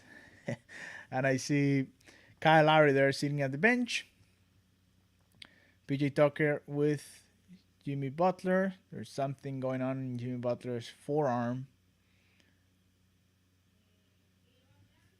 And it's Tyler Hero on the free throw line now. For all of you, if you haven't subscribed yet, please do so. Subscribe to our channel, give it a thumbs up to this video, and leave your comments here. That way you help us keep growing our YouTube channel. We are getting close to the 18,000 subscribers. So please help us. If you know any Miami Heat fans, if you like content, all the time we are creating more and more content about the Miami Heat and the NBA. So please subscribe and let your friends know that we are creating content here. Not only in South Florida, we have people in Charlotte, we have people in Philadelphia, we have people in Indiana, Chicago, Orlando.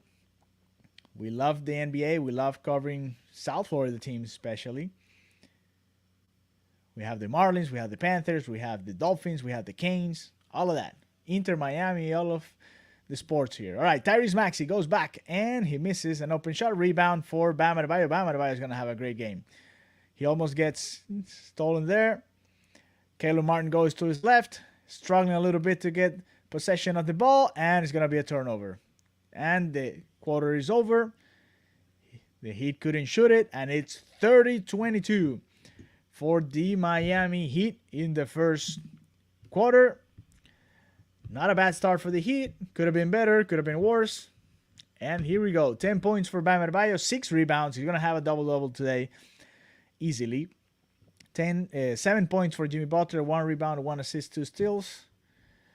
Gabe Vincent, 2 points, 2 assists.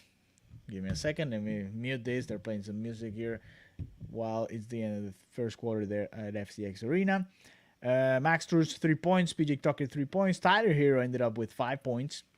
Victor Oladipo, Dwayne Dedman, Caleb Martin, all of them played. No points, 1 rebound, 1 assist for Oladipo. No minutes for Duncan Robinson yet in this game, and if they haven't given him any minutes so far, we are probably looking into the first time they just bench Duncan Robinson, and that's it. He doesn't play. For the Sixers, 5 points for James Harden, 3 points for Danny Green, 4 points for Tobias Harris, Tyrese Maxey, 2 points, DeAndre Jordan, 2 points, Paul Reed, 4 points, Thibault, 2 points as well. 4 rebounds for Harden. He is leading the team in rebounds. 2 rebounds for Green, 1 for Reed, 1 for Thibault. So let me know what you think. How's it going for you guys right now? I'm worried about Butler. Hope his hand wrist is okay. Yes, something happened. I think it was his forearm, to be honest. These refs on the Gary Payton pack. Why? Because they like letting the boys play, or what happened? Let me know why exactly. La la la la. La la la la. La la la la. All right, let's block this guy. Come on, man. Come on, man. Come on. Don't be spamming here, chat. All right. Alejandro Q says Sixers with 6 turnovers. Let's go Sixers. No, come on, Tocayo. Alejandro. I read wrong, so my bad. Who's number 6? Yeah, I thought it was number 6, but it's number 0 actually. I had to look the roster, the Sixers roster. They don't have a number 6. At least I don't see it here. They have number 16, Charlie Brown Jr., but it's number 0. It was Tyrese Maxey. That's who I was talking about. They have a number 5. It's Miles Powell. That's the other one that I thought it could be, but it's not. It was Tyrese Maxey fouling Tyler Hero for 3 free throws. Big Papo LeBron, give Tyler a Grammy for singing. LeBron, I hate Thibault. Let me see, Philly losing. James Harden is an all-time great. Okay, they need to allow Depot to run the floor. He don't care. I'm worried about, but no Jimmy. Bam shouldn't be bringing the ball up in the fast break. Well, sometimes, I mean, Bam is not bad with the handling of the ball, so I trust him for that, for sure. In that last play, though, I don't know why they went to Caleb Martin there instead of Oladipo or Hero, who were on the court. But it is what it is. So back to the action. Oladipo back in. Adebayo is there. I see Hero as well. I see Max Strus, and I'm missing one guy. Let me see. Who's the other one? Caleb Martin. He's going back at it. So still no minutes for Duncan Robinson. Here we go. All right, Sixers ball. Tyrese Maxey, full court press again. He gives it to Tobias Harris. Right? No, that's not Tobias Harris. Okay, Tyrese Maxey to his right. He goes for 3. Misses. And long rebound for Caleb Martin. So far, slow start for Tyrese Maxey and for James Harden. Tyler Hero, another time he fakes it, has the space and doesn't go for the basket. This time he attacks it, and that's a good assist by Bam Adebayo. But Tyler Hero has to trust that shot, man. Once he faked the guy, and the guy jumps, and he's out of balance, might as well go for it. All right, here comes the Sixers. Down is Tobias Harris. He turns around, and he gets 2 points. For number 12, Tobias Harris. 32-24, the Miami Heat. Tyler Hero handling the ball now.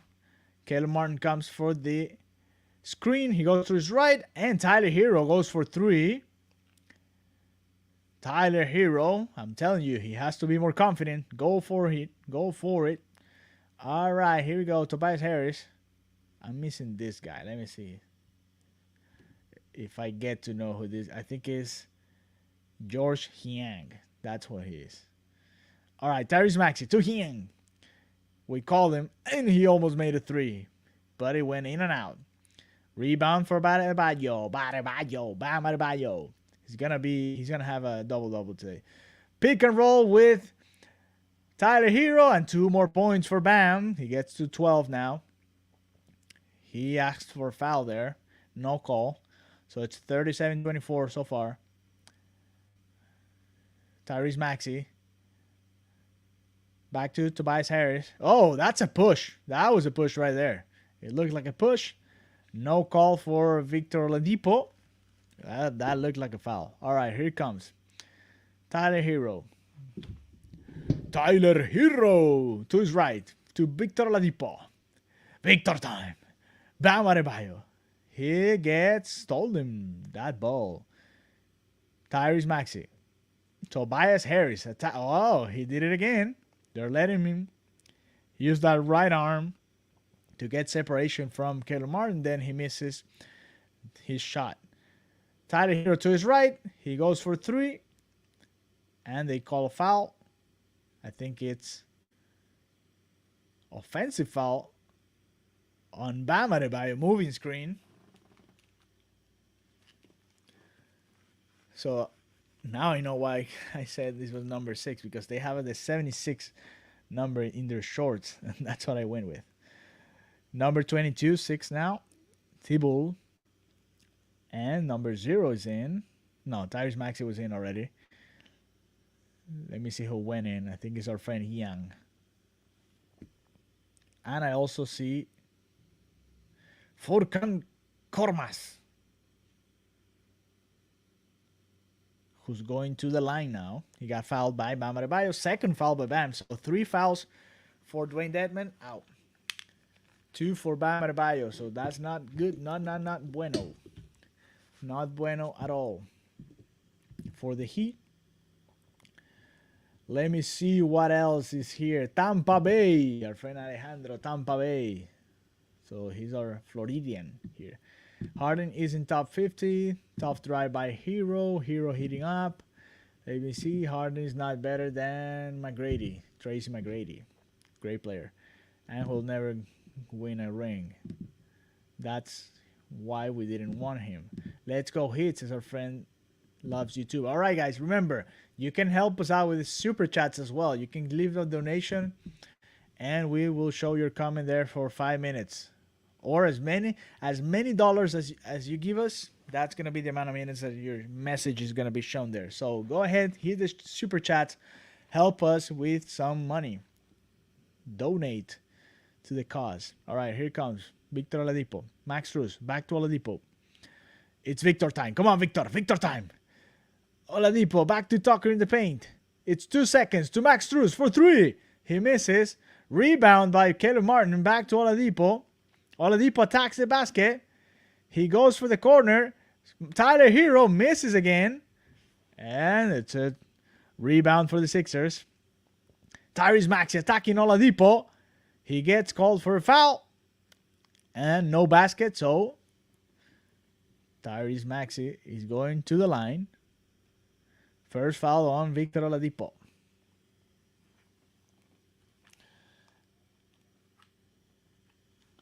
So Tyrese Maxey to the free throw line.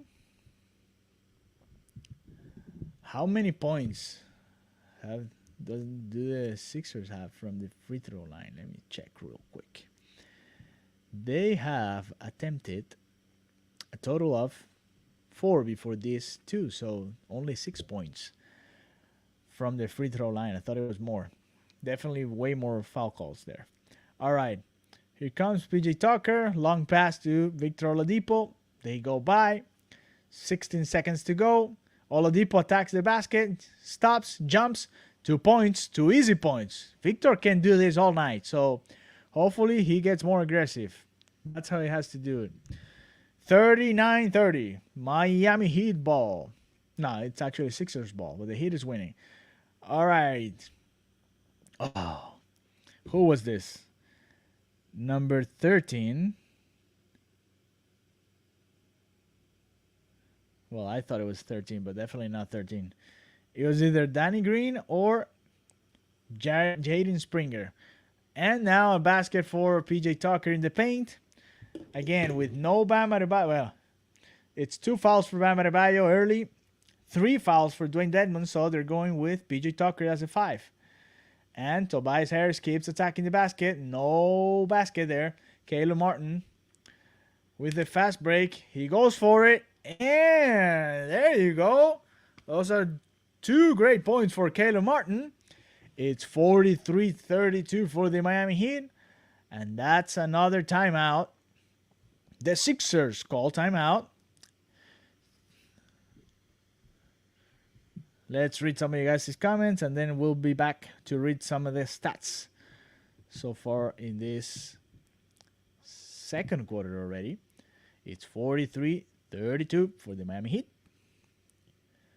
Let me see. Oh, TNT are some gritty. Yeah, don't watch it on TNT. You can play the game on TNT, turn the volume down, come over to the 5 Reasons YouTube channel and come hang out with us. We're going to have fun here, talk about it, comment on the game, and that's it. Johnny Tocayo, I misspelled my own name. I know, man. What happened there? Now you got it. You got it right. Oh, man, that's funny. Jermaine King says, Bam needs to do a better job of handling the ball. Too many turnovers. Well, let's check on that. I don't know if too many turnovers for the Heat. We already said earlier the Sixers had 6. Let me see how many for the Heat right now. 7. And for the Sixers now, they have a total of 7 as well. So they're 7-7 on turnovers, and 2 of them are from Bam Adebayo. For you that were saying that too many turnovers, you're right. He's leading the team. Why Vic not bringing it up? I think they want Vic more coming off the ball, so he can attack and not just him handling and creating his own shot. That's what I'm seeing now in the first couple of minutes. And coming back to the other games, that's what I've seen so far. All right. For all of you that are Marlins fans, the Marlins are losing 3-0 today to the Diamondbacks. So far, so not a great start for Pablo Lopez, who's allowed 3 runs in 4 innings and 2/3. The Marlins have only 2 hits so far in that game. That's in the top of the 5th right now. For all of you that are watching here, let's continue reading some of you guys' messages. Where's KO? I don't know. Good question. Good question. Let me see that. Looks like a push. Feels like a push. It's a push. It looked like a push. I think Tobias Harris did it a couple of times. So we'll see it. Spo just trying stuff. Caleb can go toe-to-toe with Maxey when it comes to speed and athleticism. The Heat are destroying the Sixers. Spo going to outcoach himself. Sixers in 4. Oh, KO is back. There it is. Jermaine King says, Caleb is giving us some good minutes. KO says, Sixers about to go on a run. Cats and Dogs says, when they gonna lose this? We just got too many weapons in our armory. Yeah, well, hopefully. You never have too many good players. So there you go. The Miami Heat winning by 11 points so far. 7 minutes, 28 seconds to go in the second quarter, the first half. As soon as the second quarter is over, we're going to have Pace and Spaces going live here on the 5 Reasons YouTube channel. Who do you want to win? I want the Miami Heat to win it. We are a South Florida-based YouTube channel and sports network. So we will love the Miami Heat to win. And we would love for you guys to subscribe and help us get to 18,000 subscribers. Here comes Danny Green attacking the basket. Floater. They forgot about Green. And he gets 2 points. Victor Oladipo now bringing it up. He has it. To his right. To Tyler Hero.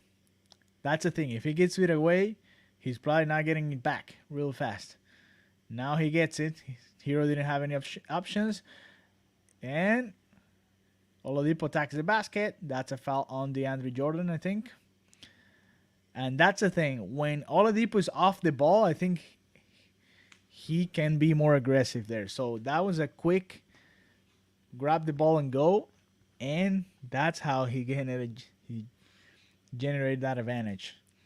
over DeAndre Jordan. So it's going to be 2 free throws for Victor Oladipo. This game isn't ending close. That's what our friend Evans Russ says. This is not close. So, and Alex says, so Tyler Hero can cover Harden. Well, right now, Tyler Hero has a total of 10 points. James Harden has a total of 5 points. Victor Oladipo misses the second free throw.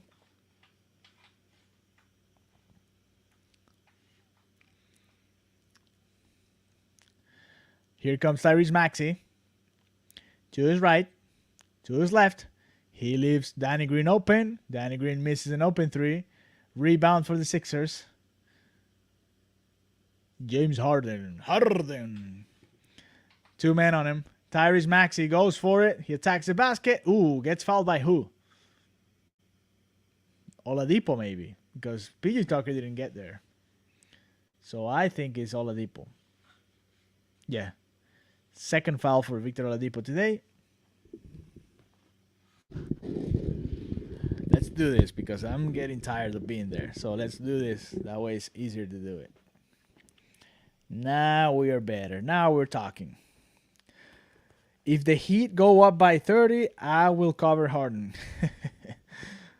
Well, I don't know. Right now it's not even by 10. So it's only 8 points. It feels like it should be more, but it's just 8 points right now.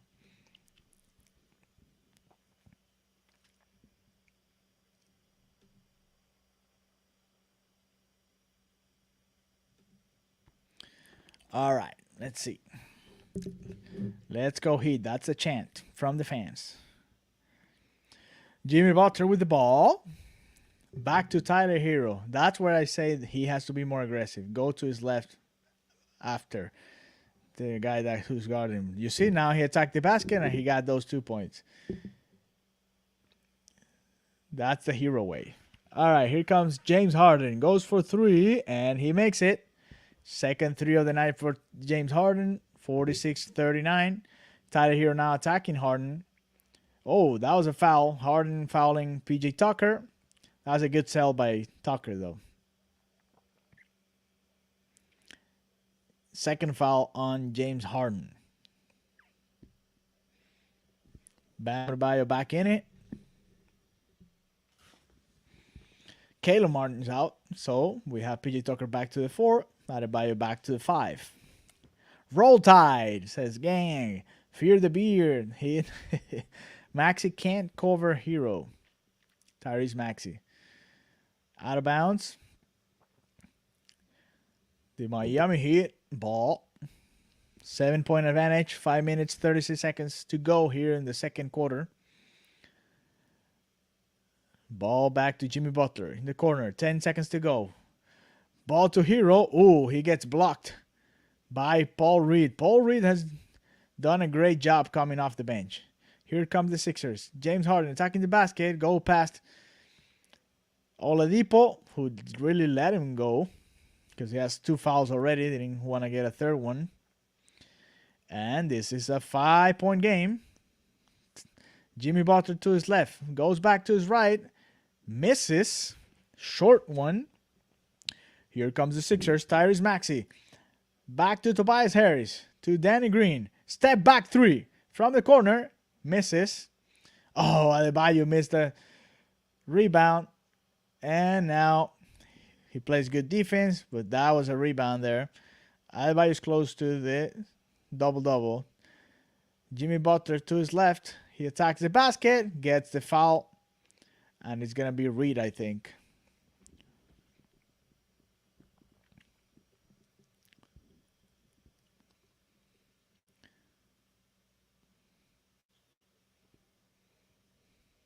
Paul Reed. Third foul for Reed. So, time to attack the basket for the Heat. 2 more free throws for the Miami Heat. Jimmy Butler.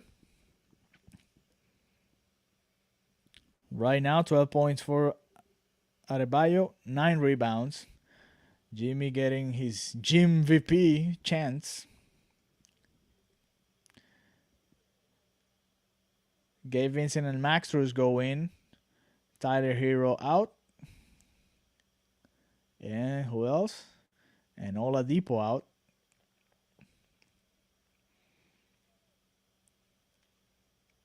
Here comes Jimmy Butler again. He makes the second one. 48-41 for the Heat. Sixers ball now. Tyrese Maxey. Gabe Vincent on it. He steps. He stops. Nothing to do there. 2 points for Maxey. 48-43 now. Here comes Jimmy Butler with the ball. He wants everybody away from the play. Ball to PJ Tucker. Let's see if he attacks Harden there. No. Turns back to Butler. Oh, they ran into each other.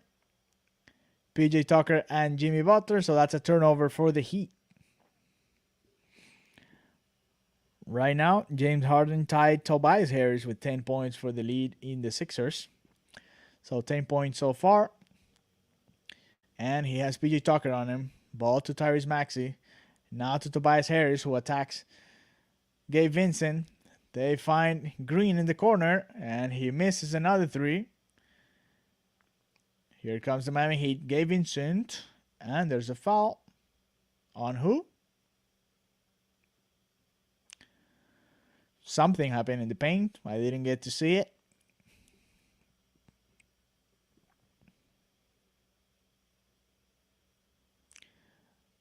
Young gets called for his foul.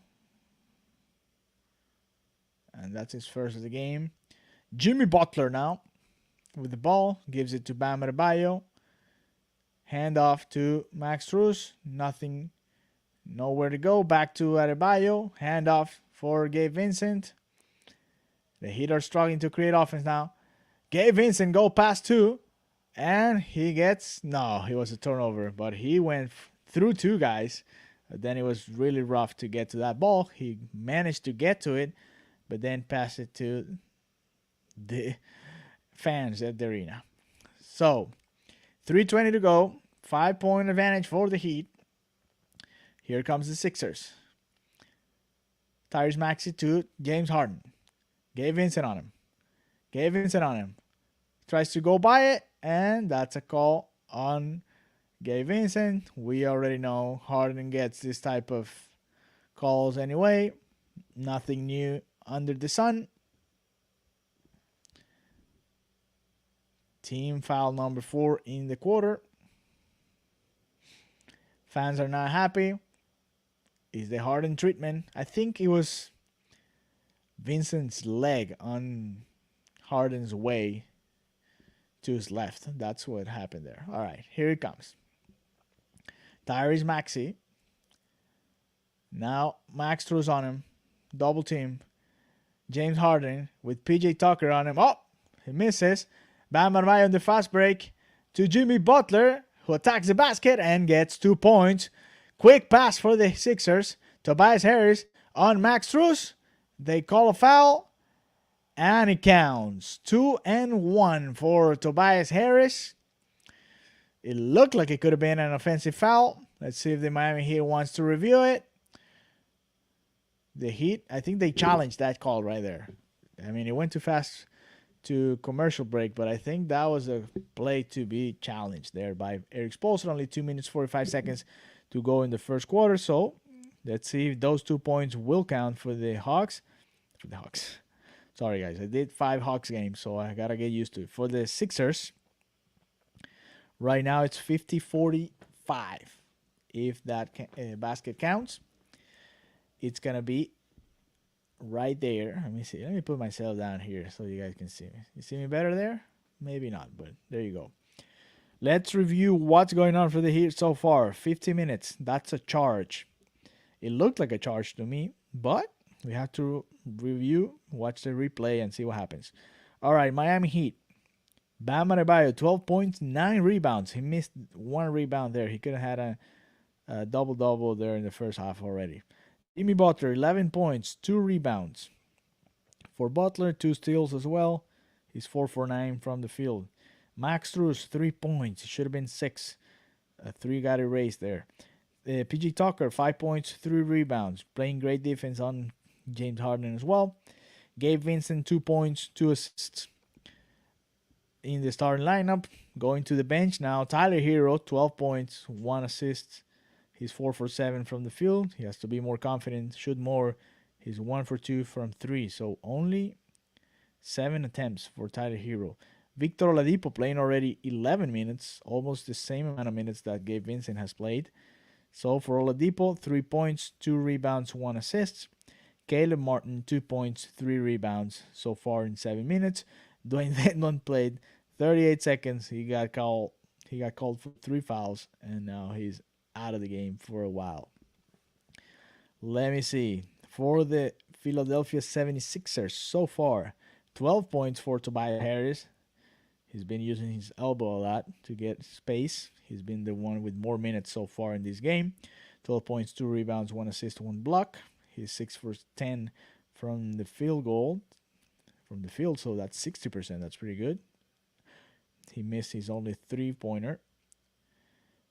James Harden, 10 points, 4 rebounds, 3 assists. He's 3 for 7 from the field, 2 for 4 from 3. He has 2 free throws. Tyrese Maxey, 8 points, 1 assist. Danny Green, 5 points, 2 rebounds. He has made 2 out of, he's 2 for 5, from 3. DeAndre Jordan, 2 points starting the game, and then nothing much else in 40 minutes only. Niang, 10 minutes, 35 seconds, no points, 1 steal. Paul Reed, 4 points, 5 rebounds, 3 assists, 1 steal, 1 block. Definitely a good job for Paul Reed. Thibault, 2 points, 1 rebound, 1 assist. No points for Paul Millsap. No points for Milton. 2 points for Korkmaz in a little bit less than 2 minutes. So the Sixers actually going 11 deep right now. All right, we're coming back. That's a foul. I missed what happened there. So I don't know if they challenged or not, but it's going to be a free throw for Tobias Harris. And here we go. Sean Paul make it his... He's not making anything. His music is going on FTX Arena. Here comes Tobias Harris. His free throw. And ball doesn't lie. He misses. Rebound for Gabe Vincent. Here we go. Gabe Vincent to his right. Go past half court. Gabe Vincent. Tyrese Maxey on him. Jimmy Butler. Bam Adebayo with the screen. He goes for 2. Misses. Complains about a call. Not a foul. Here comes James Harden. James Harden to Tobias. Tobias Harris with Jimmy Butler on him. Ooh, they called a foul there on Jimmy. And that's going to get Jimmy Butler really mad. It didn't look like a foul to me. But it is what it is.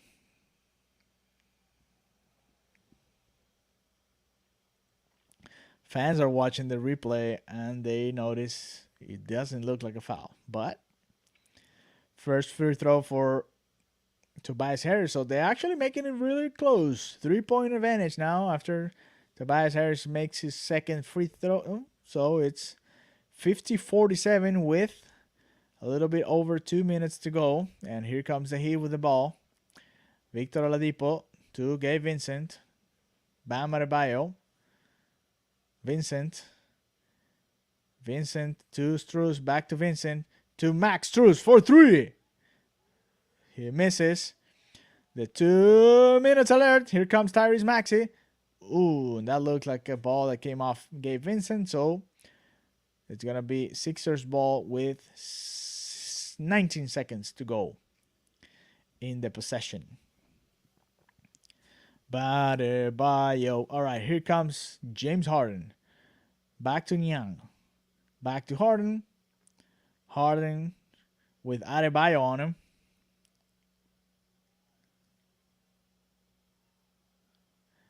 Okay, here we go. James Harden, 1-on-1 on Bam Adebayo. Step back. He goes for 3. Misses. He complains about a foul. He's whining. Here comes Jimmy Butler. Oh, man. That was 3 players going for the same rebound. Jimmy Butler, PJ Tucker, and Bam Adebayo, and they couldn't get it. So it's going to be Oladipo back in the game. Adebayo out. And it's Sixers ball. Here comes Tyrese Maxey attacking Gabe Vincent. He goes by him. And it's a 1-point game. The Heat advantage going down to 1. Gabe Vincent with the ball. To Jimmy Butler. He attacks the basket. Gives it back to Oladipo for 3. Misses. So it's Sixers ball here. Tyrese Maxey for 3. He misses. Rebound for PG Tucker. Tyrese Max. Here comes Victor Oladipo. Victor time. PJ Tucker. Back to Jimmy Butler. Jimmy Butler. Tobias Harris on him. Oh. Back to PJ Tucker. They have not had the best game together. Jimmy Butler and PJ Tucker. Another turnover for the Heat. And here comes the Sixers. James Harden for 2. He makes it. Attacking the basket. He complains as usual. He wants a foul. And here comes Heat ball. It's going to be the last one, probably. So the Sixers coming back and winning the second quarter. The Heat had I think up to a 13-point advantage. Ooh, Jimmy Butler attacking the basket. No foul call there. Now Sixers coming with the ball. 5 seconds. James Harden with the last shot of the clock. No, back to Harris, and he misses. And the Heat are down by 1 point at the half time. It's 51-50. James Harden talking to the refs, and it's halftime showtime. Now here on the 5 Reasons YouTube channel. So not a good way to finish the first half for the Heat. They got stuck on 50 points there. And they're losing by 1 point here in the first half. A pretty even game. It looked like it was going to go one way in the first quarter. Then not so good for the Heat in the second one. Tobias Harris, 14 points. Harden, 12. 10 points for Tyrese Maxey. 5 for Green, 2 for Jordan. For the Heat, 12 points for Bam Adebayo. 11 for Jimmy Butler. 12 for Tyler Hero. Other than that, 5 for PG Tucker. 3 for Strus. 2 for Vincent. 3 for Depot. 2 for Martin. Not much going on. Not much else going on from the bench. So they're down by 1. We're going to go ahead and leave you guys with the 5 Reasons halftime show here on the 5 Reasons YouTube channel. And we will be back for the second half of this game right now. Looking for the link here. But if not, we can read some messages. All right, what's the score? 51-50 for the Sixers right now. Sixers in 4. Vic Papo says the score right here. Ronald Fonte says we need to take care of the ball. The zone has stunned us. Our shooters need to hit their shots. Yes. I want a more aggressive Hero, a more aggressive Bam like we saw in the first quarter. But we'll see. All right. Let's see. We're waiting to see where that Twitter Spaces is right now. So we can leave you with the halftime show. And, you know, that was the key too. Miami playing like garbage, but also, I mean, Dwayne Dedmon had to go out. That was, changed a little bit of the plans. Oladipo didn't take advantage of the full thing. And we'll see. All right. Here we go. This is the halftime show. So we're going to leave you with that here on the 5 Reasons YouTube channel. Damn, Ray, I saw you join the space and request in like T-minus a half of a second.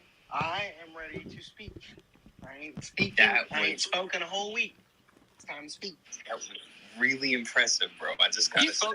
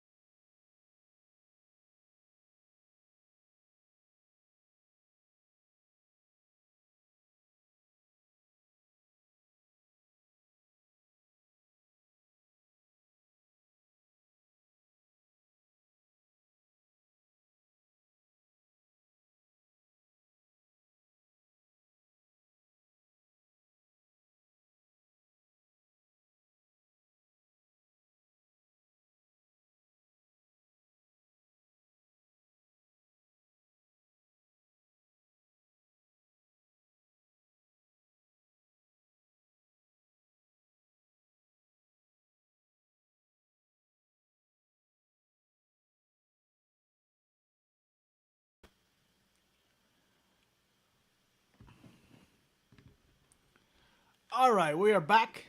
Second half started. 2 points for the Sixers. Tyrese Maxey. And here comes Strus. Misses a 3. So a slow moment for the Heat as the Heat finish the second half. The second quarter, I'm sorry. Thank you to our friends from 5 Reasons for doing the Pace and Spaces halftime show. Here comes the James Harden show now. Going past our friend Gabe Vincent and giving it to DeAndre Jordan for an easy dunk there. So it's a 5-point advantage for the Sixers now. This game's going totally different from what we expected. And there's a foul call there. Let me see what happened.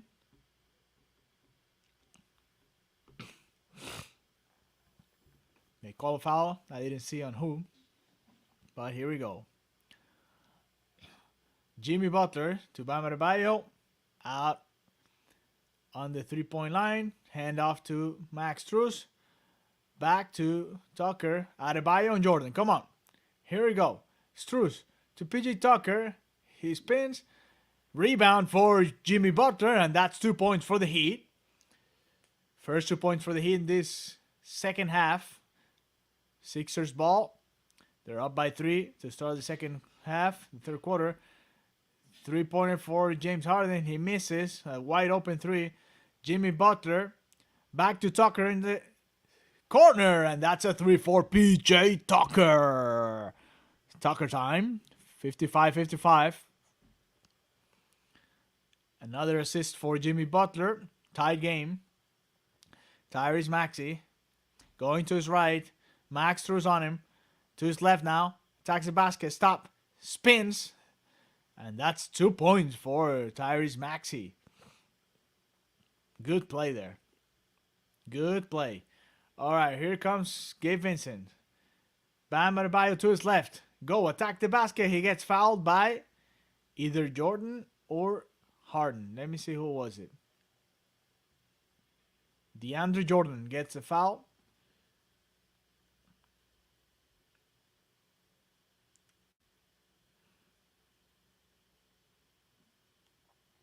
Let's see what happens now. Bam Adebayo with 2 free throws. He was in the act of shooting, so he's going to get 2 free throws now. Makes the first one.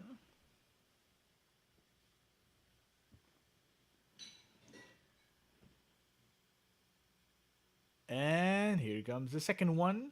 Good for Bam Adebayo. Alejandro Q says, if Celtics win out against the Bucks, I will be amazed. And our friend KO having fun now that the Sixers are back in this game. He is back in the chat. All right, here we go. Tyrese Maxey attacking the basket. And as soon as our friend KO said that he was a Heat killer, he turns the ball over. Here comes the Heat. Gabe Vincent to Jimmy Butler. Bam Adebayo on the top of the key. Back to Butler. Butler fakes it. Dribbles. To his right. To Max Strus, who goes for 3. Short. Rebound for Jordan. To Harden. To Maxey, who gets a foul call. Who was the foul on? On Gabe Vincent. So it's going to be 2 free throws for Tyrese Maxey. It's a lot of talking going on. Another play that didn't look like a foul, but it is what it is. Even in the playoffs, this happens. Let's go back to our old formation here because this one was working. Then we try to mix it up, and we messed it up. Here we go. I might just be watching the game now. KO, no hard feelings. Good luck. What's up, bro? Watching from the Philippines. Done. Subscribing. Thank you, Daryl. 2 points for Maxey. And it's a 2-point advantage for the Sixers again. Again, the beginning of the second half. The Sixers won by 1, 51-50. And now are winning this third quarter as well by 1 point. So it's a 2-point advantage for the Sixers so far. Jimmy Butler on the ball.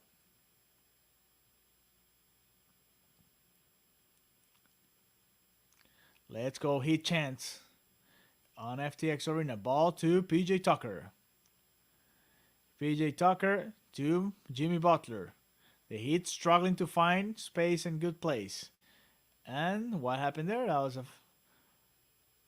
deflection, and it's Heat ball with 14 seconds.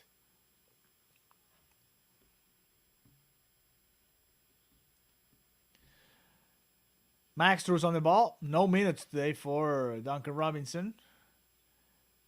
Adebayo to Jimmy Butler. Thought about it. Now to Gabe Vincent. Goes for 3, and he makes it. 3 points for Gabe Vincent. It's 60-59 for the Heat. 1 point advantage, and that's an out of bounds by Danny Green or Tobias Harris. Who was that? I think it was Danny Green.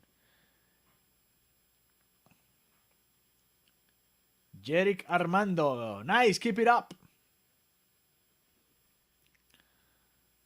All right, let's see. Max Strus ball to Vincent. To Bam Adebayo. All right, Bam Adebayo at the top of the key. Jimmy Butler for 3. He misses. Fast break, and it's Tobias Harris with an easy basket. Nothing to do there for Bam. And it's Heat ball again. Here we go. Bam Adebayo trying to create offense. To PJ Tucker, to his left. Nothing there.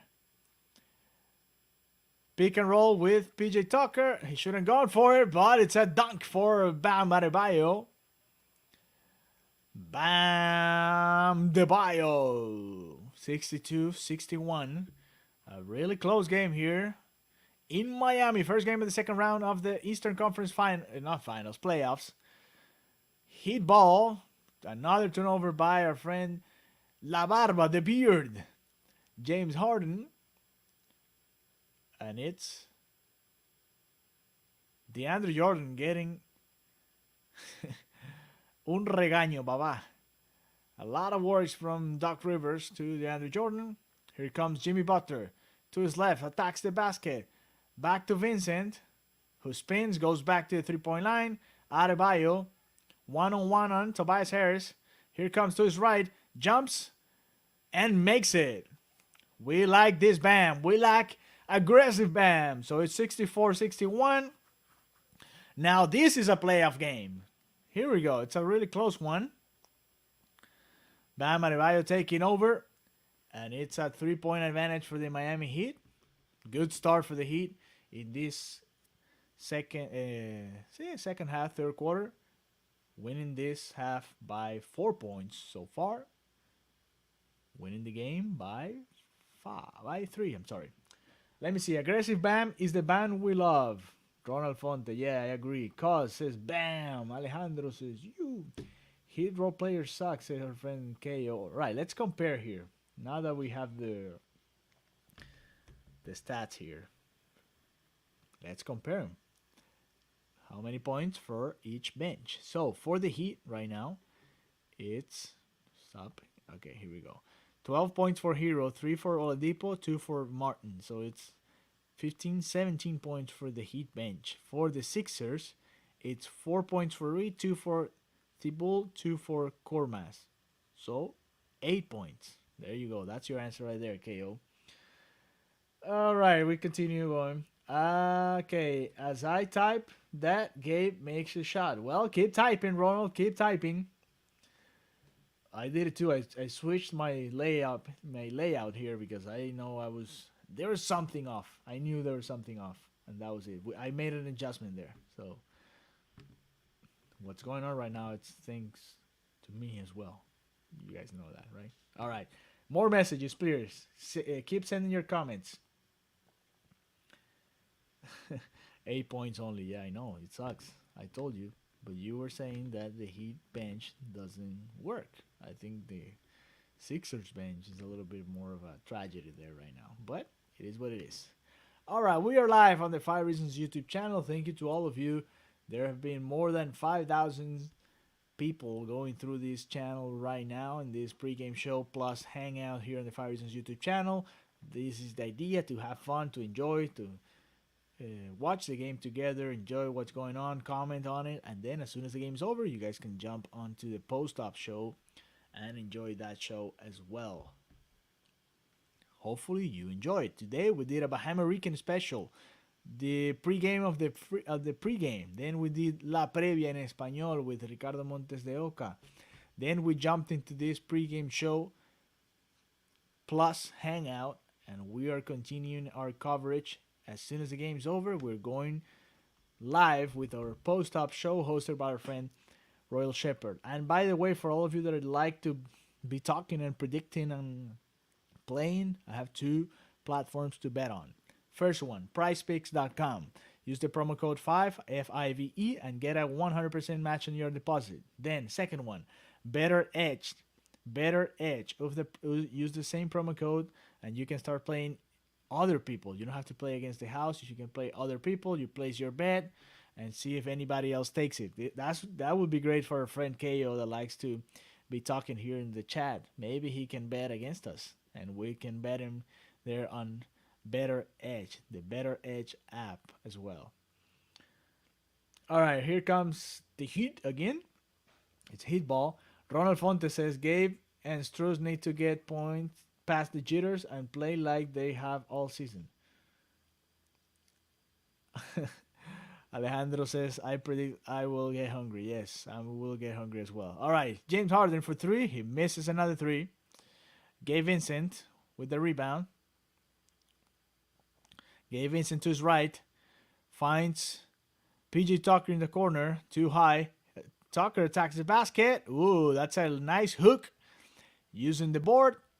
The backboard, and it's 66-61 for the Heat. Tyrese Maxey rushes and goes for a 3, and he misses. This could be a good moment for the Heat.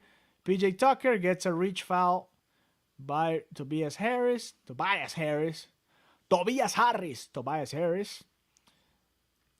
And that's his first foul of the game. He stopped the game right there. It wasn't a bad foul. It was a good foul. I mean, the Heat was coming off fast, and they could have done some damage there. Doug Rivers talking to Danny Green. And we're back to the action. Bam Adebayo to Jimmy Butler. Butler to his right. Finds the paint. Finds Vincent in the corner. Vincent misses an open shot. What a great play by PJ Tucker, recovering after a rebound. Max Strus goes by. Back to Butler for 3. Another miss. Another rebound for the Heat. Here comes again for another one. 3. Another miss. Another rebound by Bam Adebayo, and he gets fouled. PJ Tucker celebrates. Bam Adebayo celebrate. Great offensive effort for the Miami Heat. Whoa, what a play there, huh? Bam Adebayo gets fouled. Too bad the Heat missed 3 consecutive 3-pointers there. Because that was a great offensive rebound effort there. Let's go Heat chance. Bam Adebayo in the free throw line.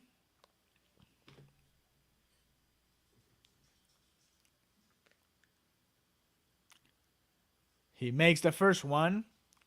67-61.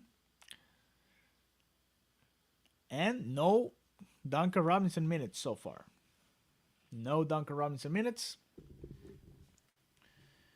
As we approach the fourth quarter, so I'm guessing he's not going to be seeing any minutes today. That's going to be the first time in I don't know how much time. How long ago Duncan Robinson didn't even play a couple of minutes. We'll see. Bam Adebayo. He makes it. So 68-61. 6 minutes, 10 seconds to go in the third quarter. A lot of basketball to be played yet. Tyrese Maxey. To Hyang. To Harden, who has Max Strus on him. They try to leave him alone. Back to Hyang in the corner. He misses. Long rebound by Max Strus. Gabe Vincent with the ball now to his left. He goes for two. He makes it. 2 more points for the Heat. It's 70-61 right now. PJ Tucker talking to James Harden. Great start of the third quarter for the Heat. Defense chance there at FTX Arena. Tobias Harris. Max throws on him. He goes for 3, and he makes it. Clutch 3 for Tobias Harris. 70-64. This was one of the worst moments for Philadelphia in the game. And now Vincent tries a crossed pass to the other corner and gets deflected. It's Heat ball with 12 seconds. Tyler Hero goes back in. Max Strus goes out. Heat Nation, says our friend Julie. Denman James, let's go Heat. I'm definitely getting a PJ Tucker jersey. Feed Bam more Jimmy. It's cold this game. Heat keeping it close. Here comes Jimmy Butler. Jumps. Gets blocked. Deflected. You had 3 seconds. 2, 1. Another shot. And another rebound. Oh, again. This is the second time that Butler and PJ Tucker run into each other and lose a rebound that way. So, it's 70-64. Sixers ball. Tobias Harris again. Tyler here on him. He's going to jump. He's going to attack him. He attacks. He finds Young open in the corner. Young attacks. Back to Tobias Harris. 2-man game and 2 points for Tobias. He's been the offensive threat so far in this third quarter. Tobias Harris, a 4-point lead now for the Heat. Tyler Hero with the ball. Jimmy Butler finds Adebayo, who finds Gabe Vincent. Ball goes in and out. Too bad. That was a 3 for Vincent. Tyler Hero, 9 seconds. Back to Vincent, who attacks the basket and gets a foul and 1 for Gabe Vincent. He couldn't do it the regular way, so he went the old way to find a 3-point play there. And now he has a free throw to finish it. 72-66. 4 minutes, 4 seconds to go in the third quarter. Ronald Fonte says, there was a play Gabe should have hit Bam by himself in the free throw line. Yes, I agree. I saw that play. Bam was asking for the ball too, so I guess he just didn't see him. And Jax Robert says, what is up? The Heat is up right now. 73-66 for the Miami Heat. 4 minutes to go in the third quarter. James Harden back to Tyrese Maxey. Maxey to his left. Harden with Hero on him. It's going to be isolation. Double team. Back to Maxey. He goes for it. He misses. He tagged the basket and he missed it. Jimmy Butler to Tyler Hero. Tyler Hero to his left. Tyler Hero continues. He stops. Step back. And he makes it 2. 75-66 now for the Heat. Tyler Hero. PJ Tucker on James Harden. He doesn't get the ball. Tobias Harris now with Tyler Hero on him. It's 1-on-1. Jimmy Butler close. Tobias Harris goes by him. And that's a block by Dwayne Dedman. They're calling what? Goaltending. So it's going to be 2 points for Tobias Harris. Dwayne Dedman in, by the way. So, 2 points. Fans complain again. Every time they watch the replay on the scoreboard, they complain. All right, here we go. Give Vincent. Back to Tyler Hero for 3. 3 points for Hero. Hero time. 78-68 for the Miami Heat. And the Sixers call timeout. Kyle Lowry gets Tyler Hero and tells him something. He pats him in the chest. Great job. Kyle Lowry coaching Hero there. And let's talk a little bit with our friends here in the channel. Let's read some comments. Where are my glasses, by the way? I don't know where I put them. All right. Okay, holy cow, sir. Alejandro. Ronald Fontes says, I like Bam asking for the ball and trying to be aggressive. Yes, we want that Bam to stay that way for the entire playoffs. Hopefully we see it. The game turned very low scoring. Yes, both teams missing a lot of shots. We're going to review the stats here in a second. Ronald Fontes says, Alejandro, you're doing an awesome job, brother. Thank you, man. Thank you. Appreciate it. Appreciate it. I hope you guys like it. We're doing this and seeing if you guys like it. If you do, we're going to continue doing it for the rest of the playoffs. Hopefully, until the Heat wins the championship. Here we go. Kaz, Hero, and Bam. By the way, for all of you, if you want to follow me, please do so. Here's my account. You can follow me here. If you want to follow my work, there are 5 reasons and different podcasts and stuff that I do. Please follow me there. That's my handle. If you want to, please follow me. Go ahead, follow me. If you haven't done so, please subscribe here to the channel. Give it a thumbs up. Leave your comments. Tell your friends. Those are the ways you can help us. And sending super chats. Not even one super chat today. Okay, you're about to lose a lot of money. And orale, bro. Thanks for the live streaming. You're welcome, man. Not a problem. All right, let's review some of the stats here. So it's a 10-point advantage for the Heat right now. 3 minutes, 2 seconds to go. And this is how the scoring table is going right now. Bam Adebayo is leading the team with 20 points. He's stealing 9 rebounds. I can't believe he's stealing 9 rebounds. He's been there for a long time. So, 9 rebounds for Bam Adebayo, 20 points. He's been the best player so far. Max Strus, 3 points only.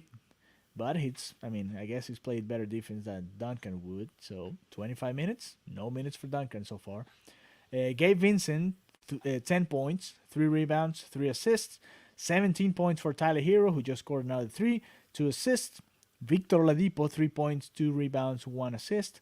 He played 12 minutes already. And we'll probably see him again here, probably after this timeout. Caleb Martin, 2 points, 3 rebounds. Good defense at some point during the first half. Let me see. I thought he had a steal, but maybe not. Maybe that was my imagination. Dwayne Dedmon, only 1 minute 40. He got 3 fouls early in the game, so he had to get out early, and now he's playing a couple of more seconds now. We'll see if he can help the Heat in the paint. The Heat is winning the bench battle for sure and the paint battle. For the Sixers, 23 points for Tobias Harris. He's definitely been the best player for the Sixers. 5 rebounds, 1 assist, 1 block. Harden with 12 points, 7 rebounds, 5 assists. Tyrese Maxey 16 points, 1 assist. 5 points for Green, only 4 for Jordan, 4 for Reed, 2 for Tebow, 2 for Korkmaz. Not much coming off the bench for the Sixers. All right, we're back. We are back. Tim Davies, been tuning in from Broward for every Heat game. Awesome job, man. Thank you, Tim. Thank you very much. Appreciate it. Appreciate those comments. Here comes James Harden with the ball. To his right. Double team. To Danny Green. 4 seconds. To James Harden, who attacks the basket. That looked like a foul. No call. And he makes the basket. That was funny. So 2 points for James Harden. That was on Dwayne Dedmon too. So I'm glad they didn't call a foul on Dedmon again. All right, here comes Jimmy Butler. Gabe Vincent. Gabe Vincent for a long 2. He misses that one. And there's a foul down. Foul on who?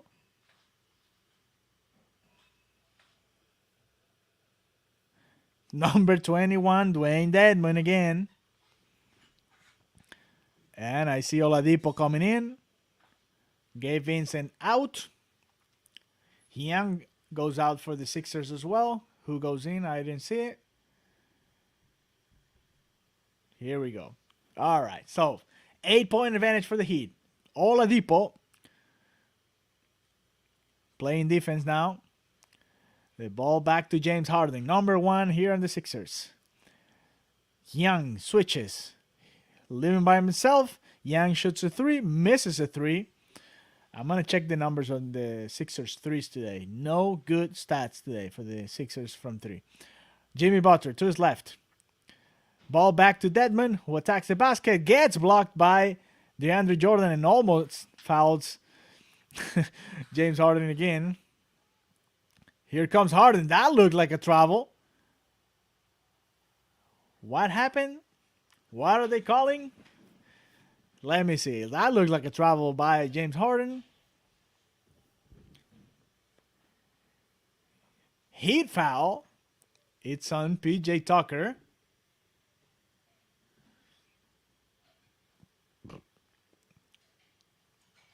So Caleb Martin goes in. PJ Tucker goes out for the last minute and 35 seconds in the third quarter. And it's Sixers ball. Ref, you suck. Chance here in the FTX Arena. Tyler Hero on James Harden. This is the matchup he wants. Let me see if the double team comes. Or when it comes. Now he gives it to Danny Green for 3. Misses. Jimmy Butler rebound. 1 minute, 15 seconds to go. Third quarter. Here we go. Jimmy Butler go pass by. 1. To his right, to his left. They call a foul. Reaching foul on Milton.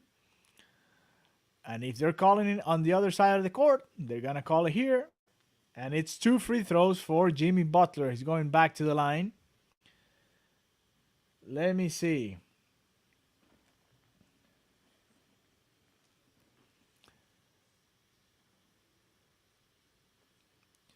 That's a charge. Yes, I agree with you. These refs, our friend Ultimate FTW is mad, and I'm mad too. All right. Refs are picking on Deadman. Shake my head. Earlier was a clean back block, and Harden play was a charge. No, I'm not single. I'm married. Sorry.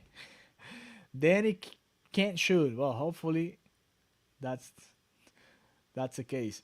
And always missing threes. Heat against the refs. Yeah, it's been a weird called game now. But it's a 10-point advantage for the Heat. 1 minute, 9 seconds to go in the third quarter. Here we go. Here in a second, as soon as the third quarter is over, we're going to review all these stats from 3, from the field goal, from all over the place, rebound, points, what's going on. Right now, Tobias Harris leading the game with 23 points. The ball back to Yang. Back to Tyrese Maxey. Back to Yang for 3. And another missed 3 for the Sixers.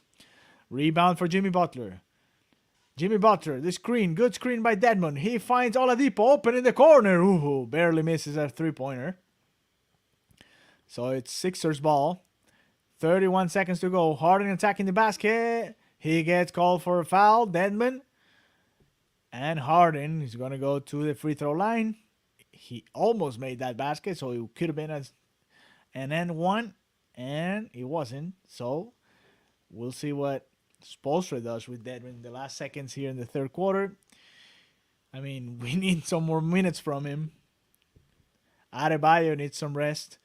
PJ Tucker needs some rest. So here comes James Harden from the free throw line. He makes the first one. Dedmon Jennings says the Heat going to win. Dedmon again? Yeah, I don't know. Why not sub Depot in for Jimmy? Depot is playing right now. So it's Depot, Max Strus, Tyler Hero, Jimmy Butler, and Caleb Martin. That's his. Oh, so Martin went in for Dwayne Dedmon. So it's a really small team right now. Jimmy Butler, Tyler Hero, Caleb Martin, Victor Oladipo, and Max Strus. Those are the 5 on the floor. Ball on Tyler Hero's hands. He finds Oladipo, who finds Butler in the corner. Butler attacks the basket. Oh, he should have shot that one. Martin for 3, and a long one. It's going to be a 24-second violation. I think Jimmy should have taken that shot there, man. He went to his right, he got to the paint, and then trying to find Caleb Martin in the corner. That was a really tough shot. So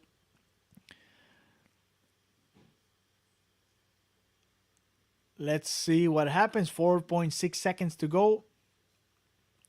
Adebayo is back in to play defense. Gabe Vincent is back in. Hero out. And here comes the Sixers. Oh, what happened there? A steal, and that was it. Almost a basket by Gabe Vincent. So it's 80-72 now. Let's review some of the stats here up until the third quarter. For the Heat, for your Miami Heat, Bam Adebayo, 20 points. Jimmy Butler, 15 points, 9 rebounds. Both have 9 rebounds. We'll see who gets who gets to 10 first. 3 assists for Jimmy, 3 assists for Bam Adebayo, 2 assists for Hero. Hero with 17 points. He's the second best on the team over Jimmy Butler. PJ Tucker and Gabe Vincent both have 10 points already. Max Strus and Oladipo with 3 points only. Caleb Martin 2 points only as well. Let's check the percentages from the field for the Heat. They're hitting 42.6. For the Sixers, 48.2. So actually the Sixers have a better percentage. I think most of this has to be with Tobias Harris. We're going to review his numbers here in a second, but he's 10 for 15 from the field, so that gives you an idea. From the 3-point line, the Heat is 7 for 30, so not a good game for the Heat. From the 3-point line, only 7 threes, and it's been 1 for Jimmy Butler, 2 for PJ Tucker, 1 for Strus, only 1 for 7, 1 for 7 also for Gabe Vincent, 2 for 3 for Tyler Hero. Maybe he needs to get some more shots up. I think I said it before in the game. And it's 3 misses for Oladipo, 2 misses for Martin.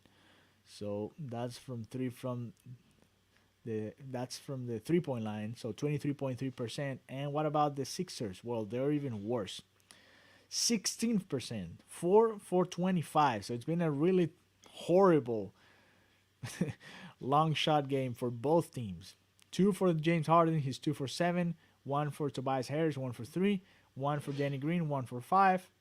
And that's it. From the bench, it's just 0 for 5 for Niang. So that's 4 for 25. Horrible percentage for both teams. All right, here we go. Let me see. They can bring in Morris to start the fourth and give PJ and Bam a breather. Yes, if there's a time, either Morris or Yurtseven. Bam is, I don't know. I don't think he's going to be able to play the entire fourth quarter.